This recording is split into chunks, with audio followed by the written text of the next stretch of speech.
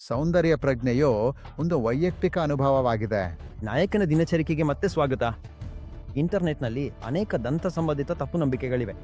ನನ್ನ ಬಳಿ ಬಂದ ಕೆಲವು ರೋಗಿಗಳು ರೂಟ್ ಕ್ಯಾನಲ್ ಕ್ಯಾನ್ಸರ್ಗೆ ಕಾರಣವಾಗುತ್ತದೆಯೇ ಎಂದು ಕೇಳಿದ್ದಾರೆ. ಅವರು ಹಿತ್ತಾಳೆ, ಉಪ್ಪು ಸೇರಿಸಲು ಪ್ರಾರಂಭಿಸಿದ್ರು. ಕೆಲವರು ಟೂತ್ ಪೇಸ್ಟಿಗೆ ಕೂಡ ಚಾರ್ಕೋಲ್ ಸೇರಿಸ್ತಿದ್ದಾರೆ. ಅವರು ಅದನ್ನು ಬ್ರ್ಯಾಂಡ್ ಆಗಿ ಮಾಡಿದ್ರು ಮತ್ತು ನಂತರ ಬಿಟ್ರು. ಆ ಎಲ್ಲ ತಪ್ಪು ನಂಬಿಕೆಗಳನ್ನು ನಿವಾರಿಸಲು ನಮ್ಮೊಂದಿಗೆ ಬೆಂಗಳೂರಿನ ಅತ್ಯುತ್ತಮ ಎಂಡೋಡಾಂಟಿಸ್ಟ್ಗಳಲ್ಲಿ ಒಬ್ಬರಿದ್ದಾರೆ. ಅವರು ಹಳೆ ಪ್ರಾಧ್ಯಾಪಕರು ಆಗಿದ್ದಾರೆ. ಅವರು ಸೆಲೆಬ್ರಿಟಿ ದಂತ ವೈದ್ಯರು ಆಗಿದ್ದು ಸ್ಮೈಲ್ ಡೆಂಟಲ್ ಕೇರ್ನ ಸ್ಥಾಪಕರೂ ಹೌದು. ಪುನೀತ್ ರಾಜ್ಕುಮಾರನ್ನು ಚಿಕಿತ್ಸೆ ನೀಡಿದ ನಿಮ್ಮ ಅನುಭವ ಹೇಗಿತ್ತು? ಭೌತಶಾಸ್ತ್ರ ಅಥವಾ ಗಣಿತದಲ್ಲಿ ನಿಮಗೆ ಸಮಸ್ಯೆಗಳಿದ್ರೆ ಅದನ್ನು ಸೇರಿಸಬೇಡಿ ಮತ್ತು ಈ ವಿಷಯಗಳಲ್ಲಿ ಸರಿಯಾಗಿ ಅರ್ಥ ಮಾಡಿಕೊಳ್ಳದೆ ಸೀಟು ಪಡೆಯಲು ಪ್ರಯತ್ನಿಸಬೇಡಿ. ವೈದ್ಯಕೀಯ ಅಥವಾ ದಂತ ಕಾಲೇಜಿನಲ್ಲಿ ಆಶ್ಚರ್ಯಕರವಾಗಿ ಅವರು ಫಿಟ್ನೆಸ್ ಪ್ರಿಯರೂ ಆಗಿದ್ದು ಸುಮಾರು 50 ಅರ್ಧ ಮ್ಯಾರಥಾನ್ಗಳನ್ನು ಪೂರ್ಣಗೊಳಿಸಿದ್ದಾರೆ. ಅದು ನನಗೆ ತುಂಬ ಇಷ್ಟವಾದದ್ದು. ಅದನ್ನು ಮಾಡೋದು ಆ ಶಿಸ್ತು ನನ್ನ ವೃತ್ತಿಗೂ ಸಹ ಬಹಳ ಸಹಾಯವಾಗಿದೆ. ನೌಹಿ, ನಮ್ಮ ಜೊತೆಗಿದ್ದಾರೆ ಡಾಕ್ಟರ್ ಮನು. ಕಾರ್ಯಕ್ರಮಕ್ಕೆ ಸ್ವಾಗತ. ಧನ್ಯವಾದಗಳು. ನನ್ನನ್ನು ಇಲ್ಲಿ ಆಹ್ವಾನಿಸಿದ್ದಕ್ಕಾಗಿ ಧನ್ಯವಾದಗಳು ಅಂಶು. ನಿಮ್ಮ ಬ್ಯಾಡ್ಜ್ ಮೇಲೆ ಎಷ್ಟು ತಾರೆಗಳಿವೆ ನೋಡಿ. ನಿಮ್ಮ ಪ್ರಯಾಣವನ್ನ ನಮಗೆ ವಿವರಿಸಿ. ನನ್ನ ಪ್ರಯಾಣ ಸುಮಾರು 30 ವರ್ಷಗಳ ಹಿಂದೆ ಆರಂಭವಾಯಿತು. 30 ವರ್ಷಗಳ? 30 ವರ್ಷಗಿಡೋ? ಹೌದು, 30 ವರ್ಷಗಳ ಪ್ರಯಾಣ. ಹೌದು, ಪ್ರತಿಯೊಬ್ಬ ವೈದ್ಯರಂತೆ ಪ್ರಾರಂಭದಲ್ಲಿ ಯಾವಾಗಲೂ ಹೋರಾಟವೇ ಇರ್ತದೆ. ಮೊದಲ 5 ವರ್ಷಗಳು ಒಬ್ಬರಿಗೆ ಗುರುತಿಸಿಕೊಳ್ಳಲು ಬೇಕಾದ ಸಮಯ. ನಂತರ ಅದು ನಿಧಾನವಾದ ಪ್ರಕ್ರಿಯೆ. ಆದರೆ ಪ್ರತಿಯೊಬ್ಬ ವೈದ್ಯರು, ವಿಶೇಷವಾಗಿ ದಂತ ಚಿಕಿತ್ಸಕರಾದರೆ, ವೃತ್ತಿ ಆರಂಭಿಸುವಾಗ ನಾವು ಬೋಧನೆಯಿಂದ ಆರಂಭಿಸಲು ಇಚ್ಛಿಸ್ತೇವೆ. ನಾವು ಸಮಕಾಲೀನವಾಗಿ ಸಲಹೆ ಕಾರ್ಯವನ್ನು ಕೂಡ ಆರಂಭಿಸಲು ಬಯಸುತ್ತೇವೆ ಮತ್ತು ನಮ್ಮದೇ ಕ್ಲಿನಿಕ್ ಕೂಡ ಇರಬೇಕೆಂದು ಆಶಿಸುತ್ತೇವೆ. ನನಗೆ ಅದೃಷ್ಟವಶಾತ್ ಈ 3 ಕೂಡ ಒಂದೇ ಸಮಯದಲ್ಲಿ ಸಾಧ್ಯವಾಯಿತು. ಮತ್ತು ಅದು ನಿಜವಾಗಿಯೂ ಒಂದು ಕಡೆಯಿಂದ ಇನ್ನೊಂದು ಕಡೆಗೆ ಓಡಾಡುವ ಕೆಲಸವಾಗಿತ್ತು, ವಿಶ್ರಾಂತಿ ಇಲ್ಲದೆ. ಹೌದು, ಅದನ್ನು ಮಾಡಲು ಶಕ್ತಿ ಹತ್ತಬೇಕಾಗಿತ್ತು. ಬೆಲ್ಲ, ನೀವು ಗೊತ್ತಾ, ಇದನ್ನು ಸ್ಥಾಪಿಸಲು ನನಗೆ ಸಮಯ ಬೇಕಾಯಿತು. ನಾನು ನಂಬುವುದೇನೆಂದರೆ, ಹೌದು, ನಿಮ್ಮ ನಿರ್ಣಯವನ್ನ ಸರಿಯಾಗಿ ಮಾಡಿ, ಸತ್ಯವಾಗಿರಿ, ನಿಮ್ಮ ಕೆಲಸವನ್ನು ಮಾಡಿ ಅಷ್ಟೇ. ಅದು ಅಲ್ಲಿ ಪ್ರಾರಂಭಿಸಿ ಇವತ್ತಿನವರೆಗೆ ನಾನು ಇಂದು ಏನಾಗಿದ್ದೇನೆ ಎಂಬುದಕ್ಕೆ ತುಂಬ ದೀರ್ಘ ಪ್ರಯಾಣ. ದಂತ ಚಿಕಿತ್ಸೆ ನಿಮ್ಮ ಮೊದಲ ಆಯ್ಕೆ ಐತೆ? ಹೌದು, ನಾನು ಆಯ್ಕೆ ಮಾಡಬೇಕಾದಾಗ ದಂತ ಚಿಕಿತ್ಸೆ ಖಂಡಿತವಾಗಿಯೂ ನನ್ನ ಮೊದಲ ಆಯ್ಕೆಯೇ ಆಗಿತ್ತು. ಮುಖ್ಯವಾಗಿ ಇದಕ್ಕೆ ತನ್ನದೇ ಆದ ಆಕರ್ಷಣೆ ಇತ್ತು. ಯಾಕಂದ್ರೆ ಇದು ಸಂಪೂರ್ಣ ಯಾವುದೇ ರೋಗಿಯ ಮುಖದ ರೂಪವನ್ನ ಬದಲಾಯಿಸುವ ಅವಕಾಶ ನೀಡ್ತಿತ್ತು. ಹೀಗಾಗಿ ಬೇರೆ ಯಾವುದೇ ವೃತ್ತಿಯೊಂದಿಗೆ ಹೋಲಿಸಿದ್ರೆ ನಾನು ದಂತ ಚಿಕಿತ್ಸಕನಾಗಬೇಕೆಂದು ಬಯಸಿದ್ದೆ. ಮುಖ್ಯವಾಗಿ ನನ್ನ ಕೆಲ ಹಿರಿಯರನ್ನು ಇದೇ ವೃತ್ತಿಯಲ್ಲಿ ನೋಡಿದ್ರಿಂದ. ಅವರಿಂದ ನಾನು ಖಂಡಿತವಾಗಿಯೂ ಪ್ರೇರಿತನಾಗಿದ್ದೆ. ಹಾಡಾದಿ, ನೀವು ಅಂಡರ್ ಗ್ರಾಡ್ಸ್ಗೆ ಸೇರುವಾಗಲೇ ಮಾಸ್ಟರ್ಸ್ ಕೂಡ ಮಾಡ್ಬೇಕಂತ ಗೊತ್ತಿತ್ತಾ? ಅಥವಾ ನಂತರ ತಿಳಿದುಕೊಂಡಿರಾ? ನೀವು ಹೇಳ್ದಂತೆ ಸರಿ, ಇದೇ ನಾನು ಮಾಡ್ಬೇಕಂತ ನಿರ್ಧರಿಸಿದ್ದೀರಾ? ನಾನು ಇದನ್ನು ಇನ್ನಷ್ಟು ಬಳಸ್ಕೊಳ್ಬೇಕು ಅಂದ್ಕೊಂಡಿರಾ? ನಾವು ಕೈ ಚಟುವಟಿಕೆ ಹೇಗಿರುತ್ತೆ ಎಂದು ನೋಡ್ತೇವೆ. ತಾತ್ವಿಕವಾಗಿ ಹೌದು, ನಾನು ಖಂಡಿತವಾಗಿಯೂ. ನಾನು ಸರಾಸರಿ ವಿದ್ಯಾರ್ಥಿಯಾಗಿದ್ದೆ. ಆದರೆ ಪ್ರಾಯೋಗಿಕವಾಗಿ ಕೆಲಸವನ್ನ ಅನುಭವಿಸಿದಾಗ, ವಿಶೇಷವಾಗಿ ನೀವು ಕ್ಲಿನಿಕ್ಗಳಿಗೆ ಹೋಗುವಾಗ, ಆಗ್ಲೇ ನೀವು ಯಾವ ಸ್ಪೆಷಾಲಿಟಿಗೆ ಹೋಗಬೇಕು ಅಂತ ತಿಳಿಯುತ್ತೆ. ಹಾಗಾಗಿ ನಾನು ನಿಜವಾಗಿಯೂ ಅಂಡದ ಚಿಕಿತ್ಸಾ ಕ್ಷೇತ್ರ, ಕಾಸ್ಮೆಟಿಕ್ ಡೆಂಟಿಸ್ಟ್ರಿ ಮತ್ತು ಎಂಡೋಡಾಂಟಿಕ್ಸ್ಗೆ ಹೋಗಬೇಕೆಂದು ಬಯಸಿದ್ದೆ. ನನ್ನ ಕೈ ಚಟುವಟಿಕೆ ಮತ್ತು ನಾನು ಯಾವುದಲ್ಲಿ ಚೆನ್ನಾಗಿದ್ದೇನೆ ಎಂಬುದನ್ನು ನೋಡಿ. ಇದು ಕೌಶಲ್ಯ ಬೇಕು. ಹೌದು, ಮತ್ತು ಇದಕ್ಕಿಂತಲೂ ಹೆಚ್ಚಾಗಿ ಇದು ಎಂಡೋಡಾಂಟಿಕ್ಸ್ ಮತ್ತು ನಾವು ಸಂರಕ್ಷಣಾತ್ಮಕ ದಂತಚಿಕಿತ್ಸೆ ಅಥವಾ ಕಾಸ್ಮೆಟಿಕ್ ಡೆಂಟಿಸ್ಟ್ರಿ ಎಂದು ಕರೆಯುವ ಕ್ಷೇತ್ರ. ಜನರು ಸಮಸ್ಯೆಗಳೊಂದಿಗೆ ಬರುತ್ತಾರೆ ಎಂಬುದಕ್ಕೆ ಇದು ಮುಖ್ಯ ಕಾರಣ. ನೀವು ಬ್ಯಾಚುಲರ್ ಮುಗಿಸಿದ ನಂತರ ಪ್ರಾರಂಭದ ದಿನಗಳಲ್ಲಿ ಹೋರಾಟ ಹೇಗಿತ್ತು? ನೀವು ಕೆಲಸ ಮಾಡಿದಿರಾ ಅಥವಾ ನೇರವಾಗಿ ಮಾಸ್ಟರ್ಸ್ಗೆ ಹೋಗಿದ್ದೀರಾ? ನನ್ನ ವಿಷಯದಲ್ಲಿ ನನಗೆ ನೇರವಾಗಿ ಸ್ನಾತಕೋತ್ತರ ಪದವಿಗೆ ಸೇರುವ ಅವಕಾಶ ಸಿಕ್ಕಿತು. ಅದೃಷ್ಟವಂತನಾಗಿದ್ದೆ. ಮತ್ತು ನಂದು 2 ವರ್ಷಗಳ ಸ್ನಾತಕೋತ್ತರ ಪದವಿಯ ಕೊನೆಯ ಬ್ಯಾಚ್ ಆಗಿತ್ತು. ಅದಾದಮೇಲೆ ಈಗ ಅದು 3 ವರ್ಷಗಳಾಗಿದೆ. 3 ಮತ್ತು ಅರ್ಧ ವರ್ಷಗಳು. 99ರಲ್ಲಿ ನಾನು ನನ್ನ ಸ್ನಾತಕೋತ್ತರ ಪದವಿ ಮುಗಿಸಿದ್ದೆ ಮತ್ತು ನಾನು ತುಂಬ ನಿರತರಾಗಿದ್ದೆ. ಸಮೂಹ 25ರ ವಯಸ್ಸಿನಲ್ಲಿ ನಾನು ನನ್ನ ಸ್ನಾತಕೋತ್ತರ ಪದವಿಯೊಂದಿಗೆ ಮತ್ತೆ ಬೆಂಗಳೂರಿಗೆ ಹಿಂತಿರುಗಿದ್ದೆ ಮತ್ತು ತುಂಬ ಮಹತ್ವಾಕಾಂಕ್ಷಿಯಾಗಿದ್ದೆ. ಹೌದು, ನಾನು ಆ ಸಮಯದಲ್ಲಿ ದಂತಚಿಕಿತ್ಸೆಯ ಮುಖವನ್ನೇ ಬದಲಾಯಿಸಬೇಕೆಂದು ಬಯಸಿದ್ದೆ ಮತ್ತು ನನಗೆ ಆ ಶಕ್ತಿ ಇತ್ತು. ನೀನಿನ್ನೂ ಅದೇ ಆಗಿದ್ಯಾನ? ಹೌದು, ಏನೇ ಇರಲಿ, ದೇವರಿಗೆ ಧನ್ಯವಾದಗಳು. ಮತ್ತು ಮೂಲತಃ ಇದು ದೇವರು ಕೊಟ್ಟ ವರ ಎಂದು ನಾನು ಹೇಳಬೇಕು. ಹೌದು, ಆಗಿನಿಂದ ಇದು ಒಂದು ದೀರ್ಘ ಪ್ರಯಾಣವಾಗಿದೆ. ಹಾಗಾದ್ರೆ ನಿನ್ ಮಾಸ್ಟರ್ಸ್ ನಂತರ ನೀನ್ ಯಾರಾದ್ರೂ ಅಡಿಯಲ್ಲಿ ಕೆಲಸ ಮಾಡಿದ್ಯಾ ಅಥವಾ ನೇರವಾಗಿ ನಿನ್ನದೇ ಕ್ಲಿನಿಕ್ ಆರಂಭಿಸಿದ್ಯಾ? ನನ್ನ ಮಾಸ್ಟರ್ಸ್ ಸಮಯದಲ್ಲಿ ನನ್ನನ್ನು ಪ್ರಾಧ್ಯಾಪಕರ ಬಳಿ ತರಬೇತಿ ಪಡೆದಿದ್ದೆ. ಮೂಲತಃ ದಂತಚಿಕಿತ್ಸೆಯಲ್ಲಿ ಏನಾಗುತ್ತೆ ಅಂದ್ರೆ ನಾವು ಪಡೆಯುವ ಕೆಲಸದ 20-30% ಯಾವಾಗ್ಲೂ ನೋಡುವುದರಿಂದಲೇ ಬರ್ತದೆ.